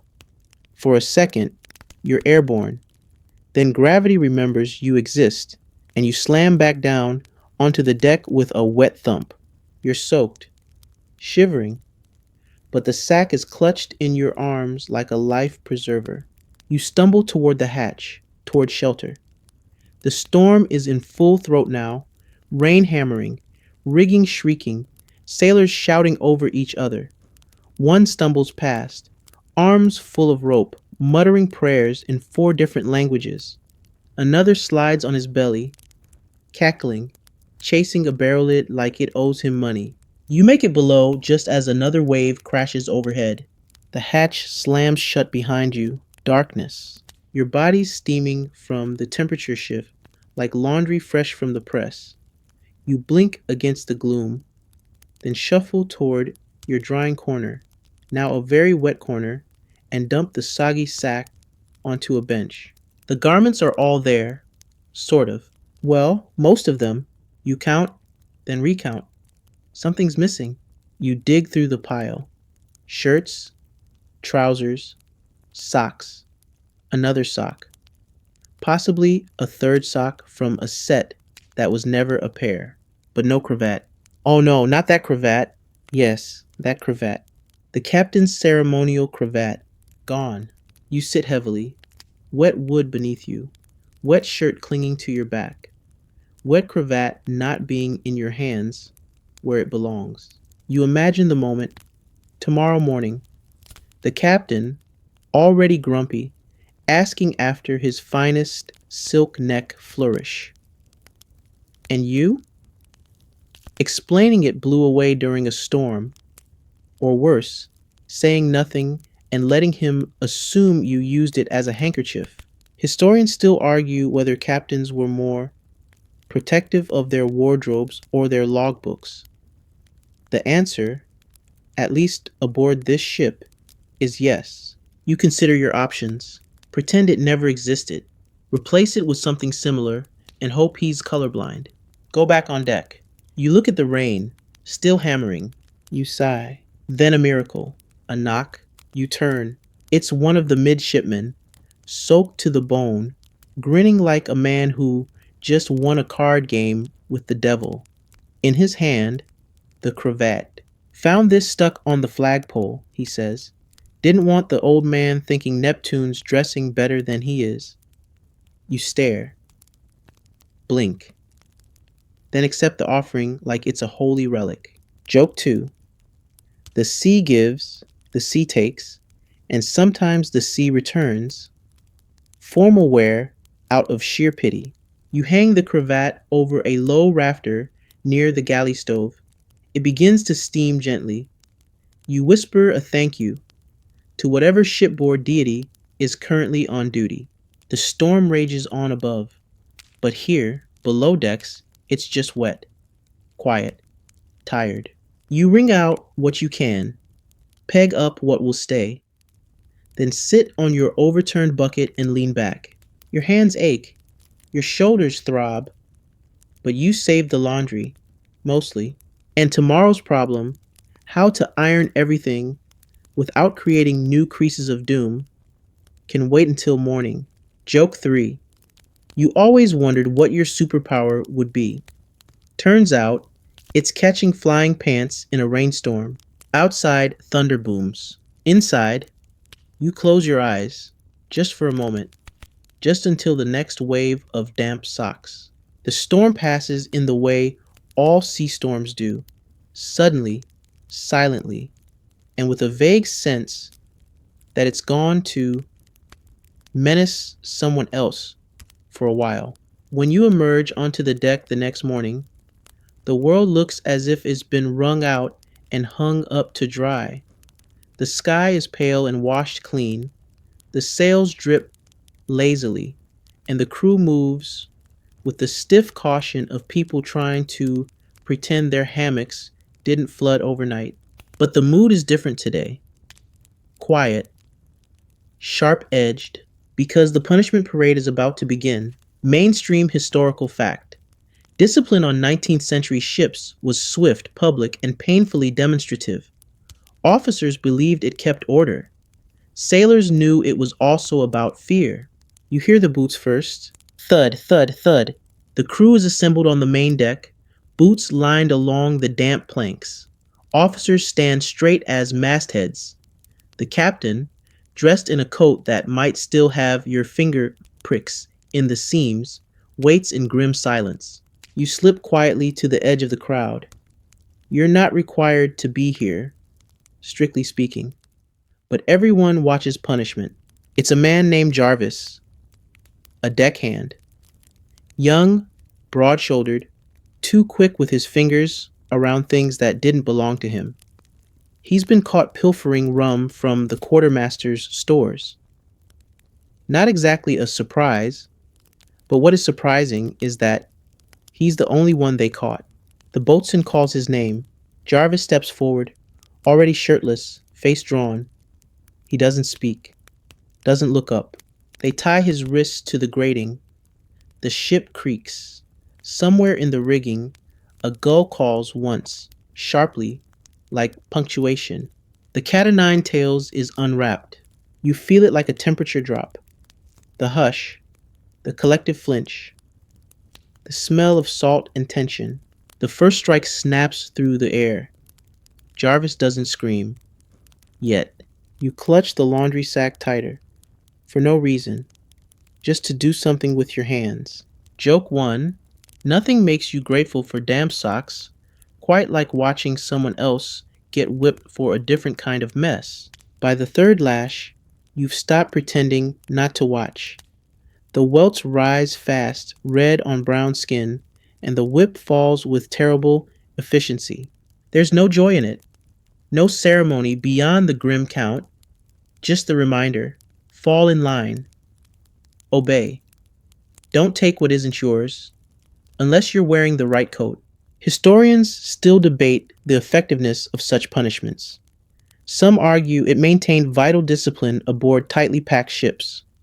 Others suggest it simply broke people down, one lash at a time, making mutiny more likely, not less. You look away after the fifth strike, not out of weakness, but out of respect. You wouldn't want someone staring at you if your worst day was unfolding in front of everyone. The punishment ends. Jarvis is helped below deck, probably to the surgeon. Maybe he'll get real bandages. More likely, it's tar and rum and a day's silence. As the crew disperses, the tension hangs like fog. Conversations are quieter. Laughter is forced. And that's when you realize your shirt, not yours actually, the first mate's, it's been airing out on the forward line, and now it's gone. You race across the deck, heart pounding. Then you see it. It didn't fall. It was taken. Big Ned. Again, wearing it. Wearing the first mate's shirt. You freeze. Think, then act. You cross the deck calmly. Smile. Nod. Hey, Ned. He grunts. Yeah? I think you've got a shirt mix up there. He looks down, frowns. Nope. Found it in the drying line. Right, you say carefully. That's the officer's line. He blinks. You sure? Absolutely. Pause. Then he shrugs and yanks it off. Sticks it in your arms. Walks away, shirtless. Entirely unfazed. You exhale. Crisis dodged. Joke 2. Around here, mislabeling laundry can result in exactly two outcomes. An awkward apology or public flogging. You rewash the shirt, not because it's dirty. Honestly, Big Ned's chest is probably cleaner than most places on this boat, but because the chain of custody has been compromised and you're not getting blamed for armpit crimes. As you scrub, your mind wanders back to Jarvis, the quiet afterward, the way no one met each other's eyes. You think about what it would be like to be the one standing shirtless in front of the crew, knowing the punishment was coming, and there was nothing you could say to stop it. You think about how easy it would be for you to make one mistake, misplace the captain's cravat, shrink the admiral's trousers, drop the wrong shirt in the bilge. It wouldn't be flogging. No, laundry boys didn't rate a ceremony, just a kick, a bucket to the face, or an extra week of latrine duty with no soap. Still, you're always close to the edge, one misstep from being the next lesson. You wring the shirt out harder than necessary, peg it again, double knot, triple check the label. By late afternoon, the mood has softened slightly. Jarvis hasn't been seen again, probably still with the surgeon. Big Ned now wears a makeshift shirt made from an old sail. No one mentions it, and the laundry flaps in the breeze, as if nothing ever happened. Joke 3. The fabric might forget, but the boy who scrubs the bloodstains out of collars never does. You finish your chores in silence. Peg the final pair of breeches. Wipe your hands. Sit on your bucket and look out at the sea. The horizon is wide, endless, beautiful, and here you are, caught between a shirt and a hard place, quietly surviving. Evening drapes itself over the ship like a weary blanket. The sails sigh, the wind relaxes, and with the punishment parade behind you, the crew finally remembers how to laugh again. Dinner is half chewed. Cards are flicked onto overturned barrels. Someone's playing a tune on a cracked fiddle that hasn't been in tune since the last port. It sounds like a goose trying to whistle, but the effort is there, and that's when the stories begin. You sit cross-legged near the galley fire, laundry folded beside you in a neat little mound of well-earned dignity. Big Ned's already into his second helping of stew. You suspect bribery, and the powder monkeys are making a game out of who can spit a pea the furthest. You're just trying not to get hit. Tonight's topic, shore leave, or more precisely, the dreams of shore leave. No one knows when the next port will come, but that doesn't stop them from spinning the wildest yarns imaginable. I'm telling you, Ellis says, Singapore's got a tavern where the chairs are velvet and the drinks are cold, and the women bring you soup just because. You've never even seen Singapore, someone replies. Doesn't matter. I've dreamed it real enough. Mainstream historical fact. Sailors romanticized port cities, partly because they were unpredictable, and partly because dreams of dry land and soft beds made the long weeks afloat bearable. Stories passed from crew to crew, growing ever more outrageous with each retelling. You sip your tin cup of warm, questionable liquid and smile. Then someone turns to you. What about you, laundry boy? What's your plan for shore leave? You blink, caught. You haven't really thought about it. Or maybe you have. In the quiet hours, between rinses, I want to find a bathhouse, you say, slow. Hot water, real soap, no rats, towels bigger than a napkin. There's a beat of silence, then laughter. Not cruel, just the kind that says, we get it. Dream big, someone calls. I bet you're the only one on this tub who wants to keep washing clothes. Ned laughs. Not once, you say. Just doesn't mind it if I'm the one who gets to choose what needs cleaning. That makes them pause. Then Ellis grins. Laundry boy wants to be the boss. Give him a crown of knickers and call him the king of soap. Long may he rinse. Someone toasts. Joke 1. Sailor dreams tend to come in 3 sizes: ale, affection, and absurd ambition. Yours just happens to involve lavender and leadership. As the stories continue, your mind wanders. You imagine a little place in port, a real wash house, with brick walls, a kettle that doesn't belch soot, a cat, maybe. You wouldn't own it, not yet, but maybe you'd work there. No waves, no buckets tipping mid-scrub, no seagulls dive-bombing your cravats, just quiet, clean water, a window. You snap out of it when someone hands you a biscuit, a gift, slightly less stale than usual. You thank them, pocket it for later. And then, because this is how it works, Ellis leans in, voice dropping to a dramatic hush. Course, not every port's so friendly, he says. There's places where they don't like sailors, especially laundry boys. Say they bring bad luck if they rinse water while the moon's wrong. You raise an eyebrow. Superstition, someone says, like no whistling on deck or killing an albatross.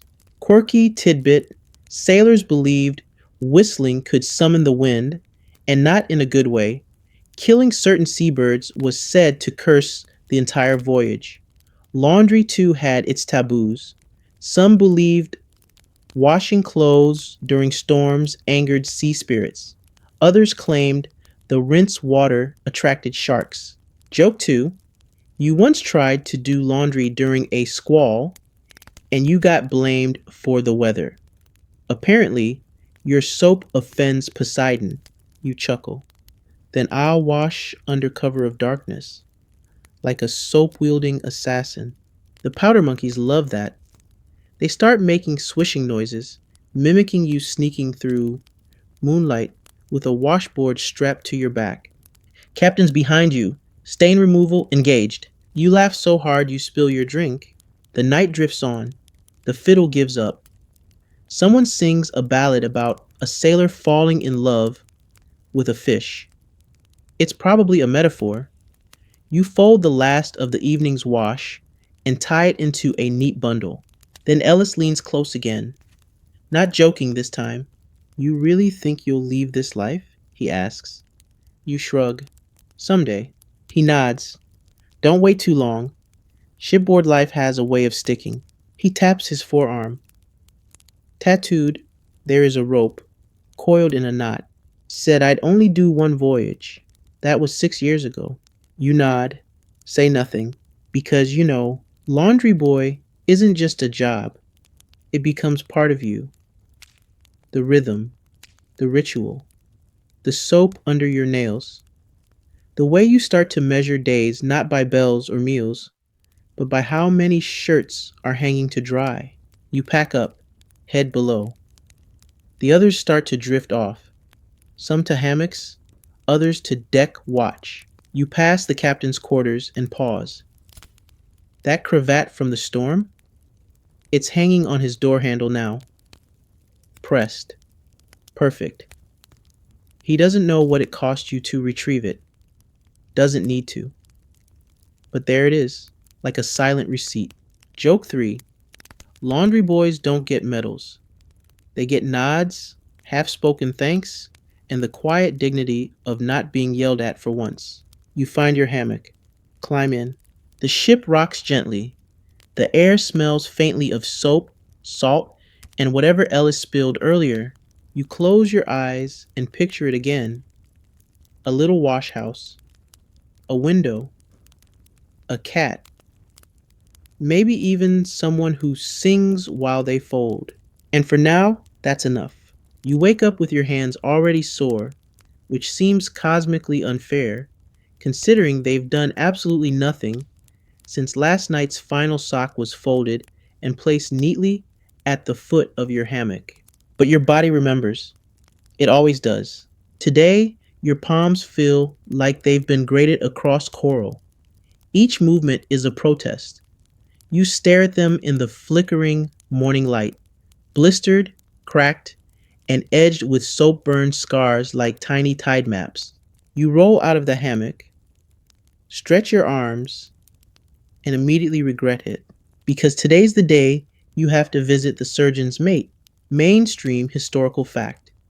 19th century ships usually had one surgeon, sometimes assisted by a loblolly boy, a medical apprentice who was equal parts nurse, saw handler, and apologetic companion. Medicine, in this context, was part science, part folklore, and mostly optimism. You trudge to the stern. The sick berth, such as it is a curtained-off alcove wedged beside the gunpowder magazine, an ideal location for when you want your open wounds to feel extra flammable. The surgeon's mate is a tall man with hands too clean to trust. He's sorting jars. One contains something that might be pickled fingers or very confident carrots. You hold out your palms without a word. He clicks his tongue. Been scrubbing rope again, have you? Laundry. Ah, that old torture. He smiles. You do not. He reaches for a tin, pops the lid. Inside, tar. Sticky, black, slightly warm tar. You take a step back. That's for caulking the hull. He shrugs. Also excellent for sealing skin and discouraging whining. Before you can object, he smears a generous scoop across your left palm. You hiss. Joke 1. Nothing says advanced wound care like hot boat glue and peer pressure. The tar stings, then burns, then settles into a numb throb.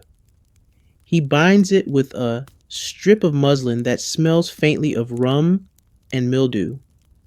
Try not to scrub anything today. he says, which is a bit like telling a rooster not to crow. You nod anyway, thank him, and immediately go back to your wash station, because if you don't do it, someone else will do it wrong. And nothing sets the ship's order into chaos faster than an officer finding his shirt starch in the wrong fold direction. Back at your buckets, you find a note tied to the washboard with string. It reads in painfully neat script, "My neckerchief has gone limp. Please resolve this. Lieutenant Hollings." You sigh. This is what passes for emergency correspondence on board. You soak it first, then scrub gently with your non-tarred hand. The other one sort of dangles there, wrapped like a sausage and useless as a fork in soup. The neckerchief isn't actually dirty, it's just wrinkled. But Hollings is the kind of man who believes that a wrinkled cravat is a gateway to societal collapse. You use the edge of the boiler to warm the press iron. Slowly, carefully, too carefully, it falls right onto your boot. You yelp. Above deck, someone yells back, "You good down there? Laundry emergency," you shout. Not that anyone cares. Joke 2. There are no small injuries on a ship, only small reactions. Yours are not small. You lift the iron, reheat it, press again, and then, because you're on a roll, or possibly delusional from mild iron trauma, you iron 2 extra shirts and a pair of captain's cuffs just to get ahead. You shouldn't be working.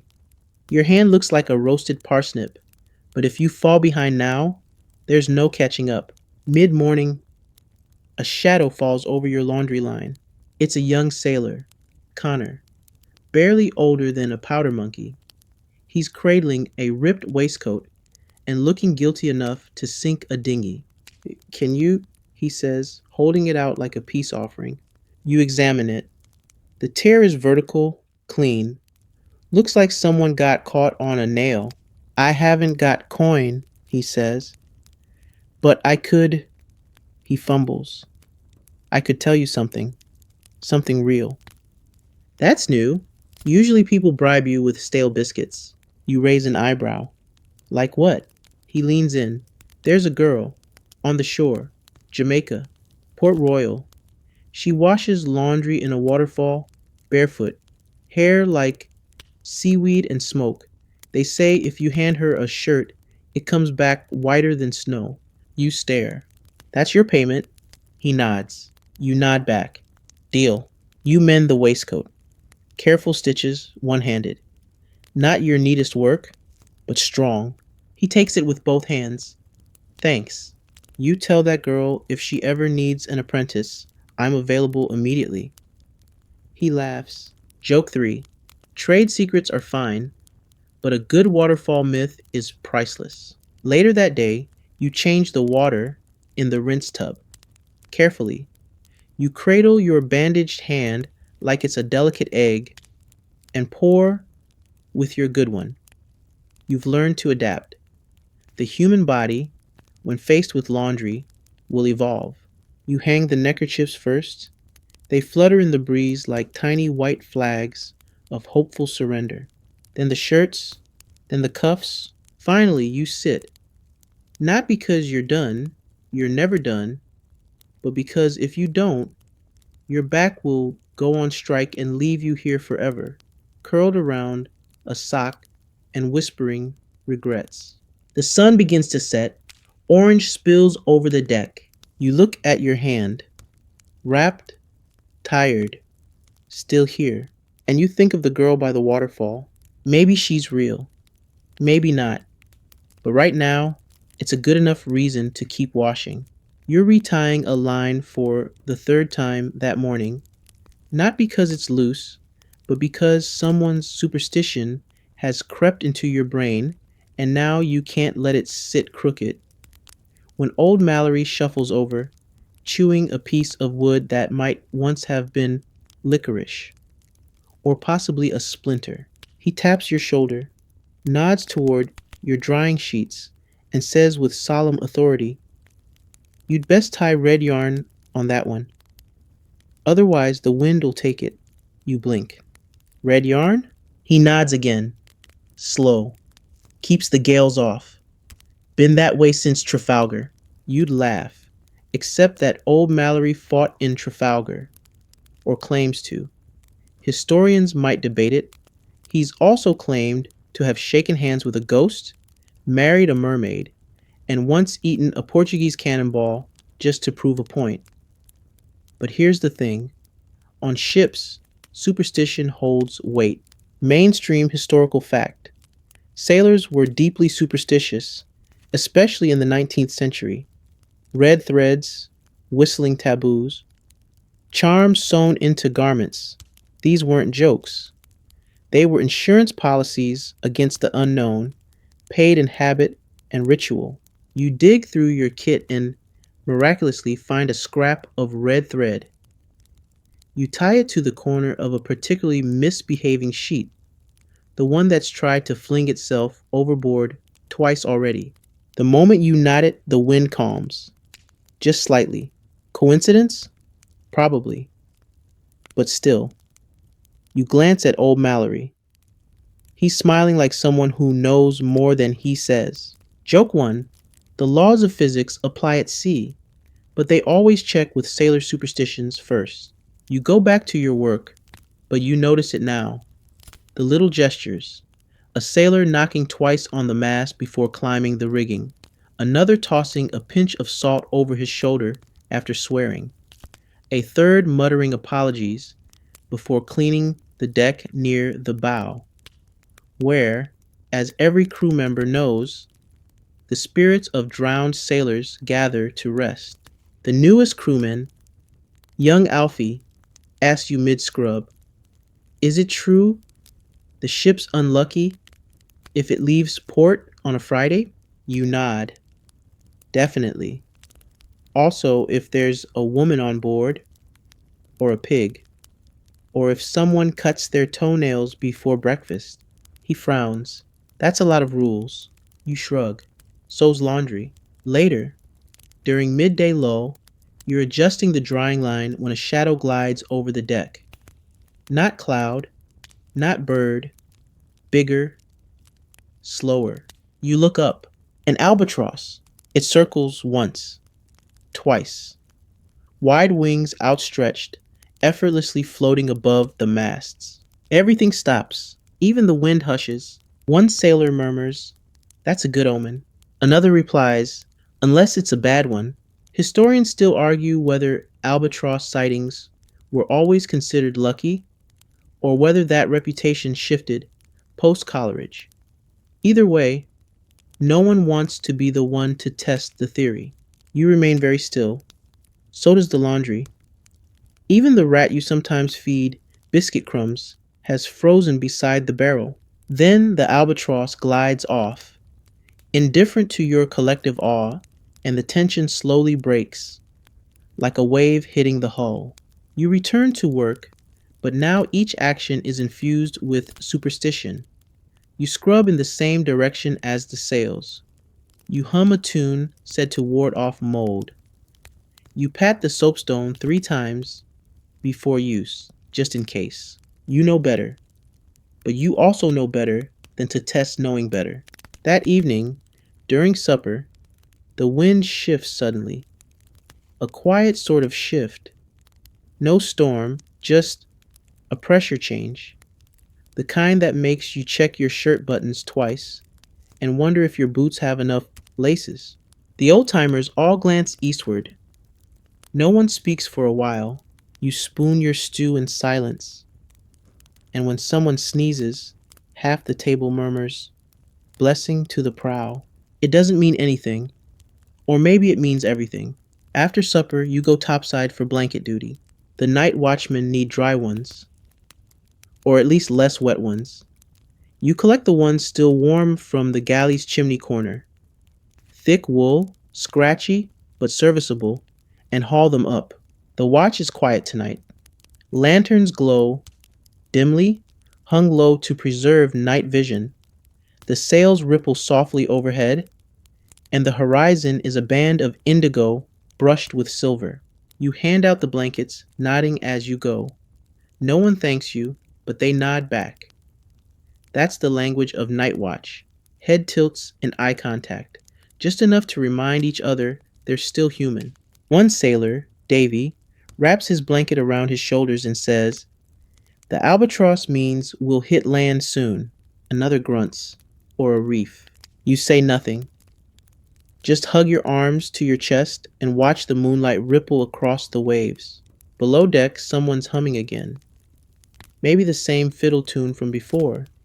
Maybe something older, something passed down. You return to your corner. Arrange tomorrow's wash for quick access and retie the red thread, just to be sure. Joke 2.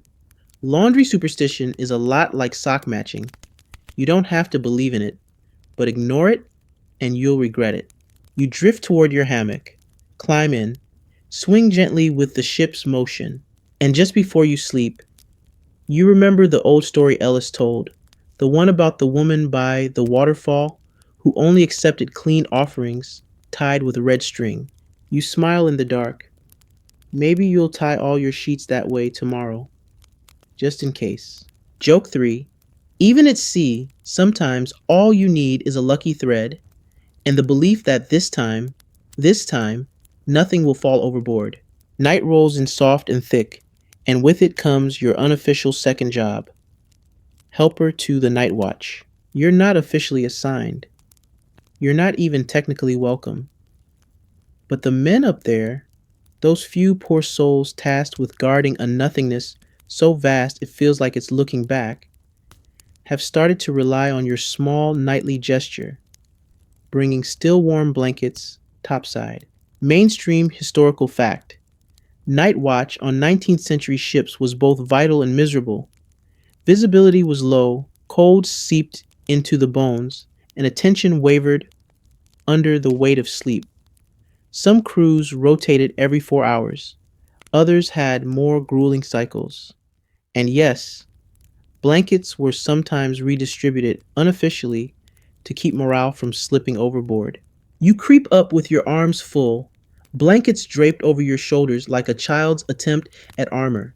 The wind is biting tonight, slicing straight through your shirt and reminding you that wool, for all its wet dog smell and itchiness, is a miracle of seafaring life. You understand why the men up here would barter biscuits, buttons, or minor secrets just for an extra square of it. Davy, already perched at the bow, squints through the dark. "That you, Ghost Boy?" He's called you that since the albatross sighting. You're not entirely sure whether he thinks you're lucky, cursed, or just quietly spectral. "It's me," you whisper, laying a blanket across the rail beside him. He nods without looking. Sea's calm, too calm, which is sailor speak, for something's bound to go wrong soon. You crouch beside him. He offers you a crust of dried pear, which tastes like sugared driftwood, and the two of you watch the moonlight flicker across the water. Down below, life continues in low murmurs, snoring, hammocks swaying, someone muttering in their sleep. Up here, it's just wind and water and the occasional creak of old timber adjusting itself, as if the ship too has joints that protest in the cold. You hand off more blankets, one to a man hunched at the helm, another to a lookout who thanks you with a grunt and a thumb. Then you pause, letting your eyes wander past the railing. There, a glimmer. You blink. No, it's gone. Or maybe, yes, there again, just on the horizon, a faint flickering glow. Davy sees it too. Lantern, he mutters. Ship, maybe, or something else. The stories are never far behind. Well, could be a ghost light, someone adds. They say sometimes ships follow 'em right into rocks. Quirky tidbit, sailors believed in ghost lights, phantom lanterns or flickers that lured ships off course. Some called them sea wisps. Others claimed they were lost souls looking for their homes. You don't see any rigging, any mast, just a glow that appears, disappears, and reappears again. Maybe it's another vessel. Maybe it's a trick of moonlight on spray. Maybe it's nothing. You shake the thought away and get back to your duties. After all, laundry still matters, even in the dark, especially in the dark. The officers want their cloaks aired out in night air. The captain's scarf needs to be left exactly 9 minutes under the stars, per his ritual.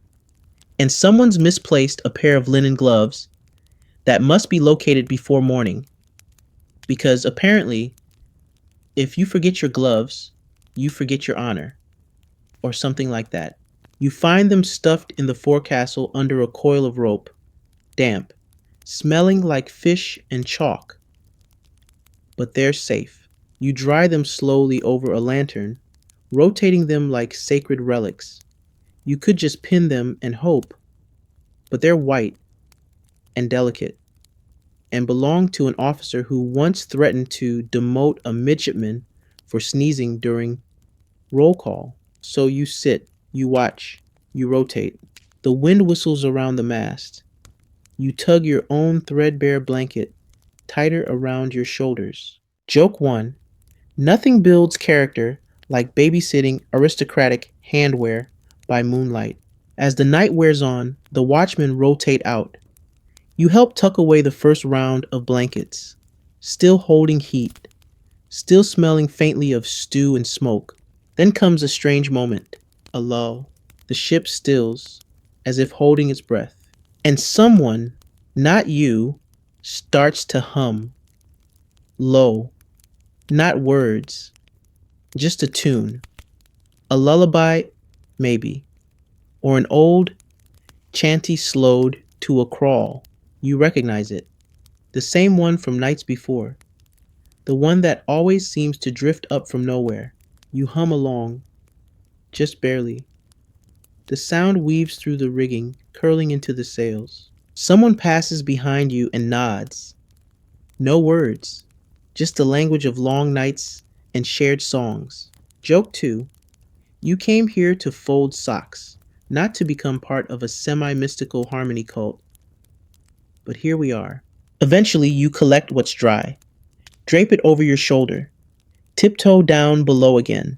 In the dim light, you check the gloves one last time. They're still pale, still unsinged, a small miracle.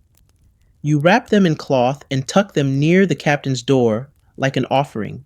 Back in your hammock, you let yourself drift. The ship creaks softly. A rat rustles near your crate and then, wisely, retreats.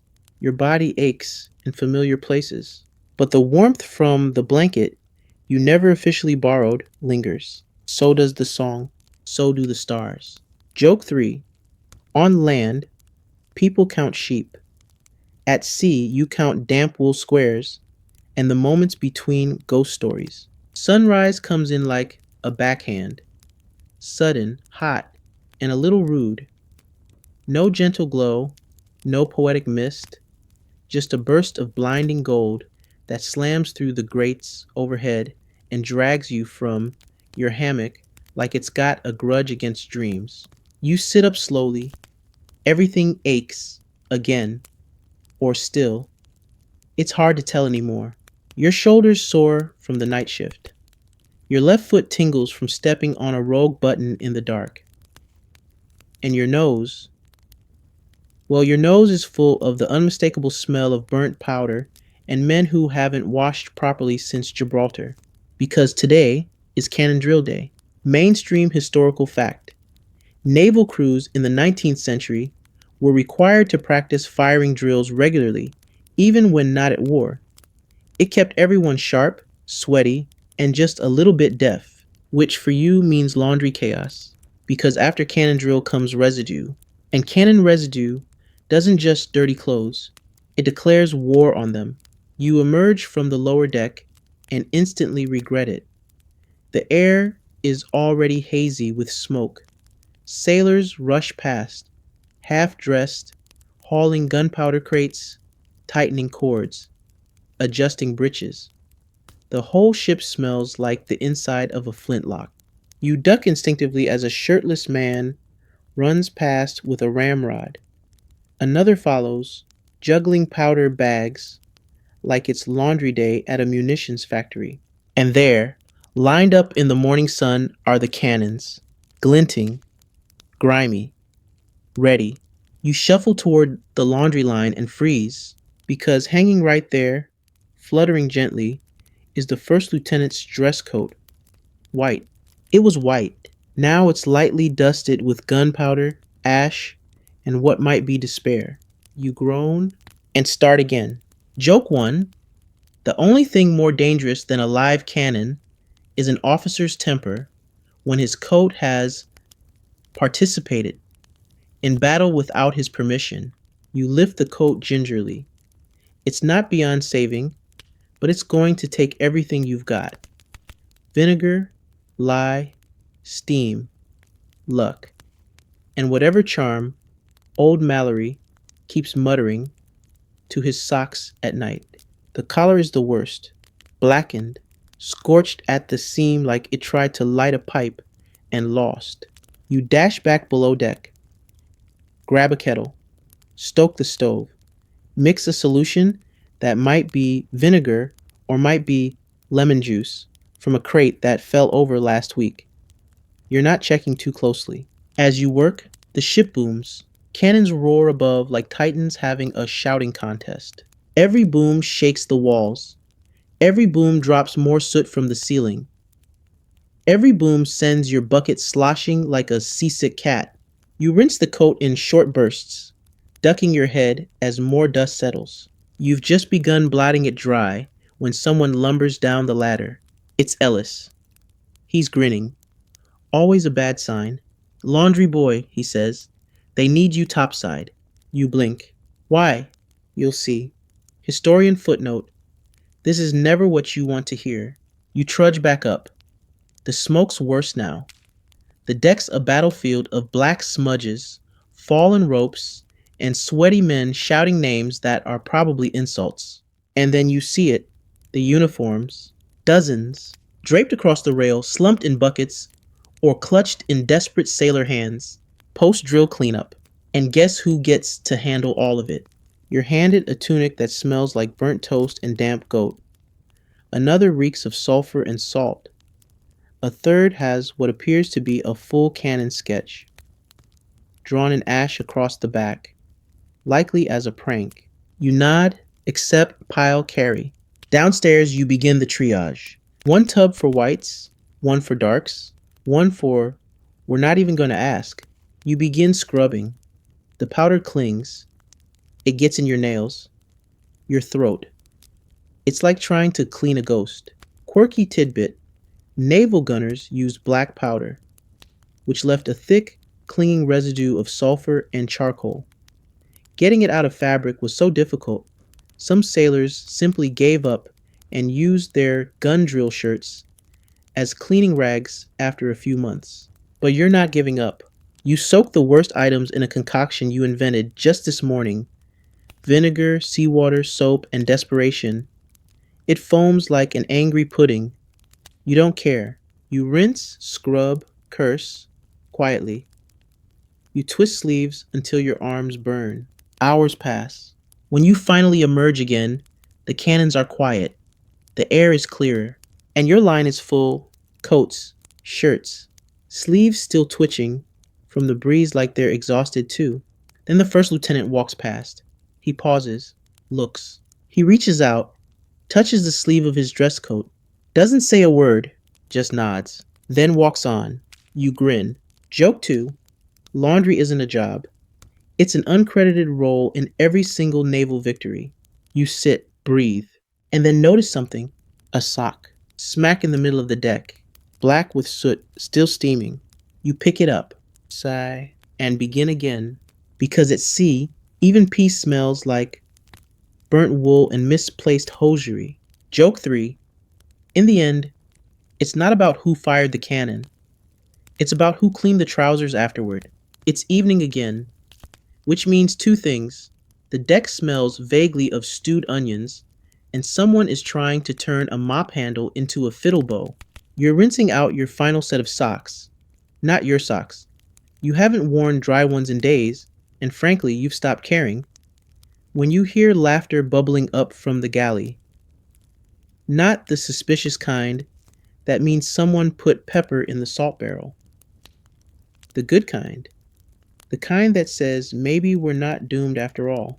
You poke your head around the corner and catch the unmistakable sight of an impromptu shipboard performance. Two sailors are dancing what appears to be a drunken interpretation of a hornpipe. Someone's using an empty barrel as a drum, and in the corner, Big Ned is holding up a pair of your drying socks like hand puppets and delivering a surprisingly poignant reenactment of the captain's last inspection. You blink. He's got the voice exactly right. Mainstream historical fact. Shipboard theatricals were common forms of entertainment on long voyages. Performances ranged from full plays with costumes to, more often, barely coherent puppet shows made from galley scraps and one man's excellent falsetto. And tonight, it seems, your laundry is the star. Joke 1. You always dreamed of having your work appreciated, just not while it's on someone else's hands, pretending to be a lieutenant with digestive issues. You lean against the bulkhead and watch. The socks flail. The crowd howls. The barrel drum thumps. Then you hear it. Someone calling your name. Alice, of course. He points to the line of drying clothes you hung earlier. We need a curtain. You blink. A what now? A curtain for the next act. And just like that, your crisp, painstakingly pinned shirts become stage dressing. You watch in horror as they yank the line loose, dragging 3 officers' shirts and a pair of neatly ironed trousers into a makeshift backdrop. They hang it across the doorway, pinning it with cooking skewers and chewing gum, probably. You should protest. You really should, but you don't. Because honestly, it's kind of brilliant. The second act begins. This one's about the Ballad of the Soggy Biscuit, which, judging by the cast, is based entirely on someone's unfortunate lunch incident. One of the powder monkeys is wearing a pot on his head. Another is wielding a ladle like a saber. You find yourself laughing, really laughing, the kind that shakes your shoulders and makes your jaw ache, the kind that reminds you what your ribs are for. You laugh until your knees hurt. Then someone hands you a cup of watered down grog and says, "Your socks are funnier than you." You nod solemnly. They've been through a lot. Quirky tidbit. Some laundry boys reportedly snuck extra jokes into uniforms, folding shirts in odd ways, or stitching little messages into linings. Not out of rebellion, but for fun, for humanity, for survival. After the performance, the crew claps. Some ironically, some genuinely. Big Ned takes a bow, still wearing the socks as gloves. You make a note to never touch them again. The curtain, your curtain, is returned to you, slightly wrinkled, a little warm. One shirt now has a gravy thumbprint. You sigh and begin rewashing. Joke 2. Applause is nice, but it doesn't remove stew stains. As you rinse under the stars, the leftover laughter echoes around the deck. You hum the ridiculous tune from the play. It's already stuck in your head. One of the midshipmen passes by and drops a wrapped parcel at your feet. Your share, he says. You open it. A biscuit. Warm. With honey. You look up, stunned. Where did this come from? He smirks. The cook's secret stash. Said your socks earned it. You eat it slowly, reverently. Honey clinging to your fingers, sweet and sticky, like something from another world. You sit on your bucket. Let your feet dangle. Watch the shadows sway on the sails. Then you fold the shirts again, neatly, like they were never used as stage props in a maritime puppet opera. You even press the trousers with the back of a spoon just for dignity's sake. The night quiets. The sea rocks gently. The curtain falls, so to speak. And the laundry carries on. Joke 3. On land, Art is framed and displayed. At sea, it gets wrung out, repinned, and called clean by sunrise. Somewhere between the morning bell and your third rinse cycle, you remember today is writing day. You only get one sheet of paper. One. It's been folded and refolded so many times, it now has corners as soft as biscuit edges. The ship's boy brought it last week, tucked between two loaves of bread that tasted like sawdust and memory. You've put it off. Not because you don't want to write, but because, well, what do you say? Dear Mother, today I boiled socks and saw a man wrestle a bucket. Hope the carrots are growing. Love, your son. It doesn't really sing. Still, the first mate has declared a half day, which in ship terms means only 6 emergencies instead of 12. So after you've hung up the last of the now moderately soapless shirts, you sit in a quiet corner near the bowsprit, lean your back against a coiled rope, and pull the paper from your pocket. You smooth it out across your knee. Your hand is already cramping, and you haven't even picked up the quill. The ink comes from a bottle Ellis claims was gifted by a Portuguese princess. You suspect it came from a supply crate mislabeled dye, but it's black enough, and it doesn't smell too strongly of fish. So you dip your quill and begin. Dear Ma, pause. You look up. The sea is calm today. The kind of calm that almost feels rehearsed. The sails flutter gently, and the deck creaks like it's trying not to wake anyone. You write, still aboard, still in one piece, more or less. You frown, start again. The ship is loud. It smells awful. The food makes my teeth regret existing. But I'm well, sort of. Most days. You scratch that out too. Not because it's untrue, but because it's too true. Eventually you settle into it. Let the words come the way the washwater does. Uneven.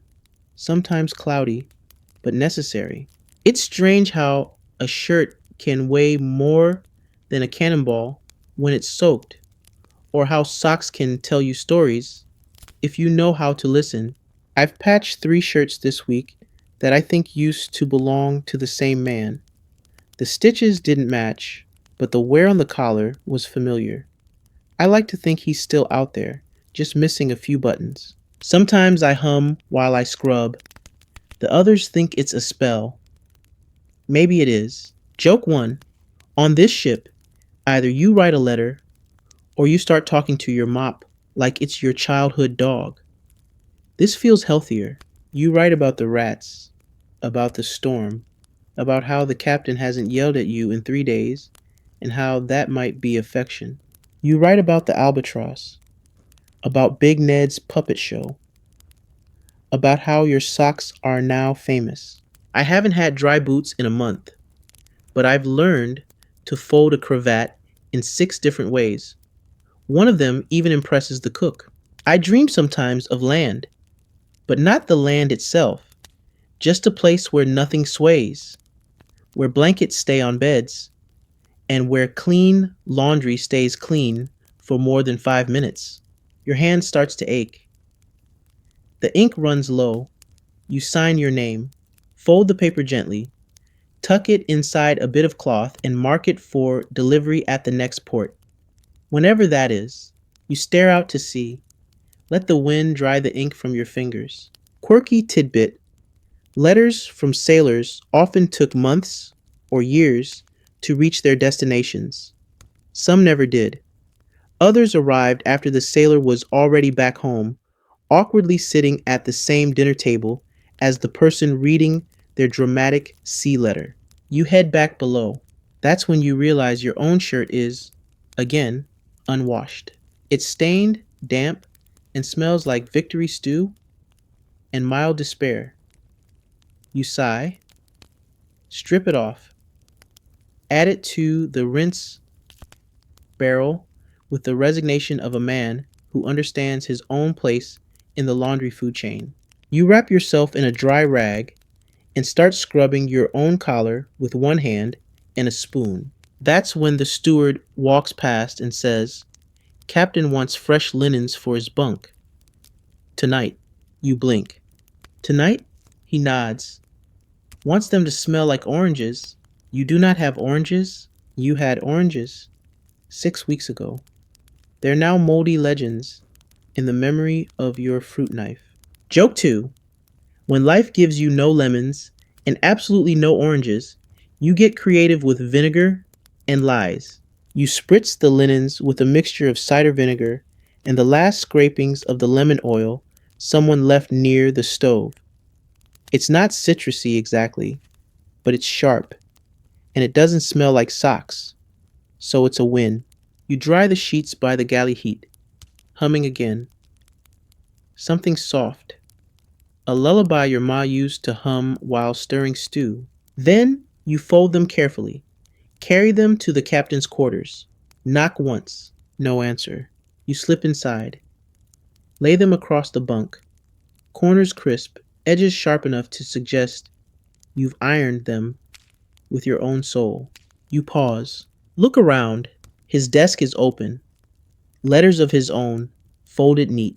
You leave quietly, because everyone's got someone they're writing to, even if they don't send them.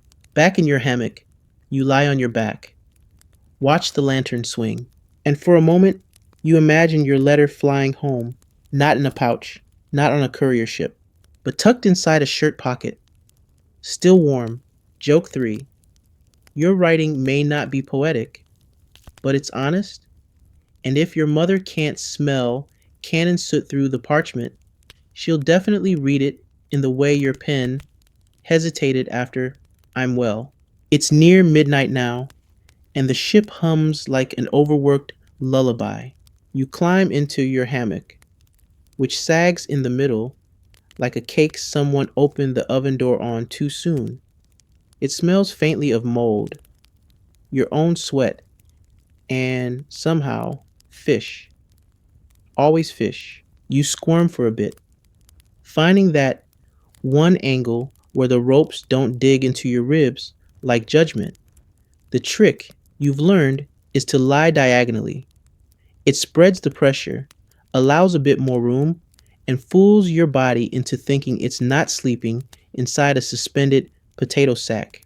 Mainstream historical fact: hammocks were standard sleeping gear aboard ships because they swayed with the motion of the sea, reducing the risk of being thrown to the floor during rough waters.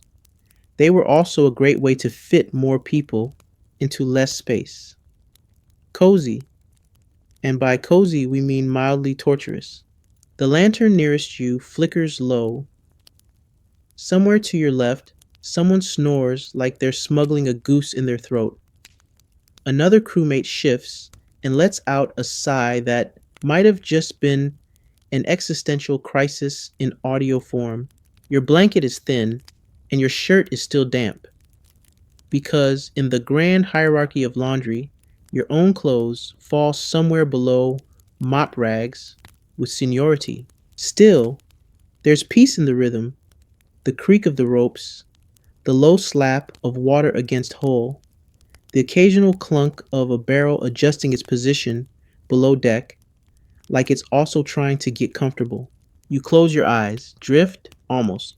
Then, your hammock creaks violently, and you nearly roll out. Someone just launched into it beside you like a cannonball. It's Alfie, the smallest powder's monkey, and possibly the loudest dreamer. He always talks in his sleep. He also insists on sleeping perpendicular in his hammock, as if he's trying to confuse gravity. You groan. Alfie mumbles something about pirate goats and soup made of buttons. You sigh, adjust, try again. Joke 1. Hammocks are nature's way of testing how badly you really want rest.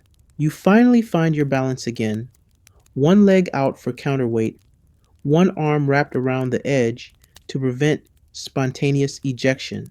And then, blissfully, you start to drift.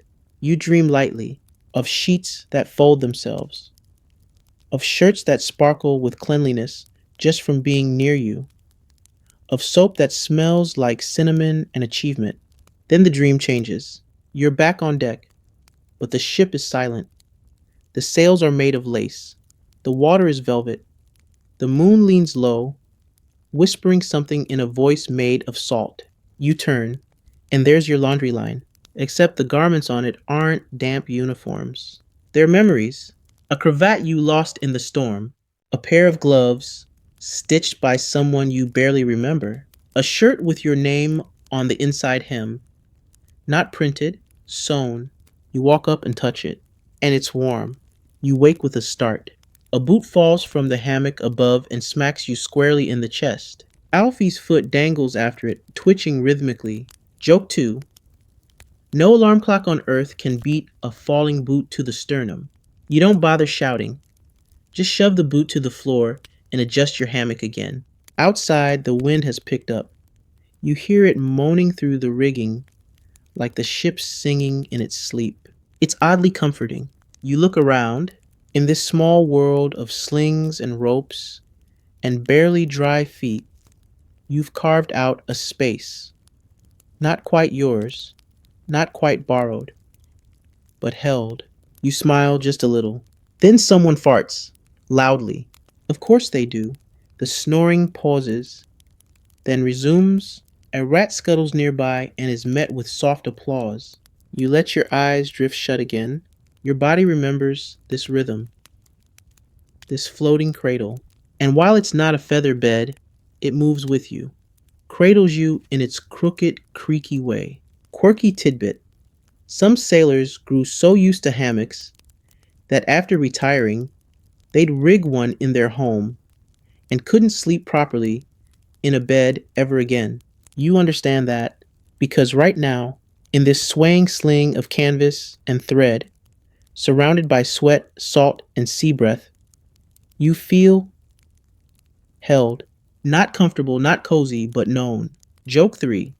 A hammock is like the sea itself, unforgiving, unreliable, and somehow exactly where you're meant to be. You exhale. The ship rocks, the waves whisper, and finally, you sleep. Morning comes without warning. It just arrives, rudely, bluntly, like a door slamming open on a Sunday morning. You open your eyes to the sound of ropes creaking above and the smell of salted fish boiling in something not quite water. Someone's already singing off key. Another is already swearing about socks. And your hammock? Your hammock is damp. Again, you roll out, feet slapping the planks. Your shirt is halfway dry from last night's fire heat. You pull it on, stiff at the collar, a little smoky, but wearable. And that's more than you could say most days. You start your routine. The same routine, the only routine. Check the drying line. 2 shirts still up. 1 pair of breeches trying to escape again. You give it the look. It behaves. Refill the rinse tub. Scare off the rats. Today it's Harold and what you've named Little Harold, which might actually be a sock puppet. You're not sure anymore. Scrub the mystery stain from the captain's nightwear. Yes, again. And then you pause. You stand there, soap on your hand, sleeve half rolled, and you realize you're tired. Not just sleepy, but sea tired. A kind of fatigue that lives deep in your knees and somewhere behind your eyes. It's not a dramatic moment. You don't collapse. There's no stirring music. Just a quiet breath you didn't know you were holding, let out slowly over the steaming laundry barrel. Mainstream historical fact. Sailors rarely had days off, but every so often a calm day would roll through, a lull between storms, drills, or chores, and that quiet, that nothing, would be the only real rest they'd get. Today is that day. No inspections, no drills, no cannon residue, just the hum of the sea and the drying of clothes. You take a moment. Let the salt air dry the sweat on your brow. Let the wind flap the laundry like applause from an invisible crowd. You fold slowly. Not because you have to, but because you can. A shirt, still warm from the sun. A neckerchief, stiff at the corners from yesterday's starch, but soft in the middle. A single sock, its pair lost, but still noble. You smooth each item down, one by one. No rush, no shouting, just wind, wood, and woven things. Joke 1. Today, laundry is not a burden. It's your version of meditation with blisters. Big Ned walks by. He doesn't say anything, but he tips his head. A nod. A thanks, maybe. Or acknowledgement. Or maybe he just liked the way the breeches were folded. Either way you take it, the cook appears, tosses you half a biscuit. Caught it before it went stale, he says. A rare gift. Practically a promotion. Then the captain steps on deck. You brace, habit, but he doesn't look at you. He's watching the sails, the sea. He breathes deep, like he's not planning anything yet. A blessing. You look out across the water. There's a gull, just one, floating effortlessly, riding the breeze like it owns the sky. Below, the ship is steady. The crew is calm. The air is clear. And you're not running, not scrubbing, not chasing socks downwind or convincing Ellis to stop using your line as a theatrical backdrop. You're just standing, you, the breeze, and the soft thrum of a ship that, for once, isn't asking anything of you. Joke 2. Sometimes the sea forgets to be dramatic. On those days, you remember to breathe. And as the last sock is pinned, as the bucket is emptied, as your fingers finally stop trembling from the cold, or the soap, or the everything, you let yourself stop. You sit, not on the bucket, not in a corner, but on the deck, right in the sun. And you watch the laundry dry, like it's a performance, like it's your own little symphony of cloth and wind. And when the first mate walks by, doesn't yell, and just keeps walking, you count it as applause. Joke 3. In a world full of noise, it turns out a clean shirt flapping in peace is the standing ovation you didn't know you needed. The sun dips low again. The deck softens under the fading heat, and everything slows. The ropes sway gently. The sails rustle like whispers. Even the gulls seem to settle. You finished for the day. No more soap. No more chasing breeches across the deck. No more guessing whether that stain was ink or, well, better not to guess. The lines are quiet now. Shirts sway in rhythm. Breeches hang still. A cravat flutters softly, its edges catching the last golden light. You sit beside your tub, empty, clean. You roll your shoulders, stretch your fingers, let your hands rest.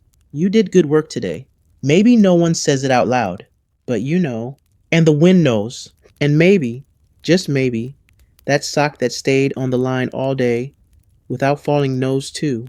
The sky melts into stars. Lanterns glow like tiny moons. The sea breathes deep. So do you. And the world, for now, is calm. So close your eyes. Let the creak of the ship rock you. Let the salt air wrap you like a blanket. You folded every shirt, tied every knot, scrubbed every story into the seams. Now you rest. Not because the work is done. No, it never really is. But because you've earned it. So let the ship hold you tonight. Let the stars keep watch.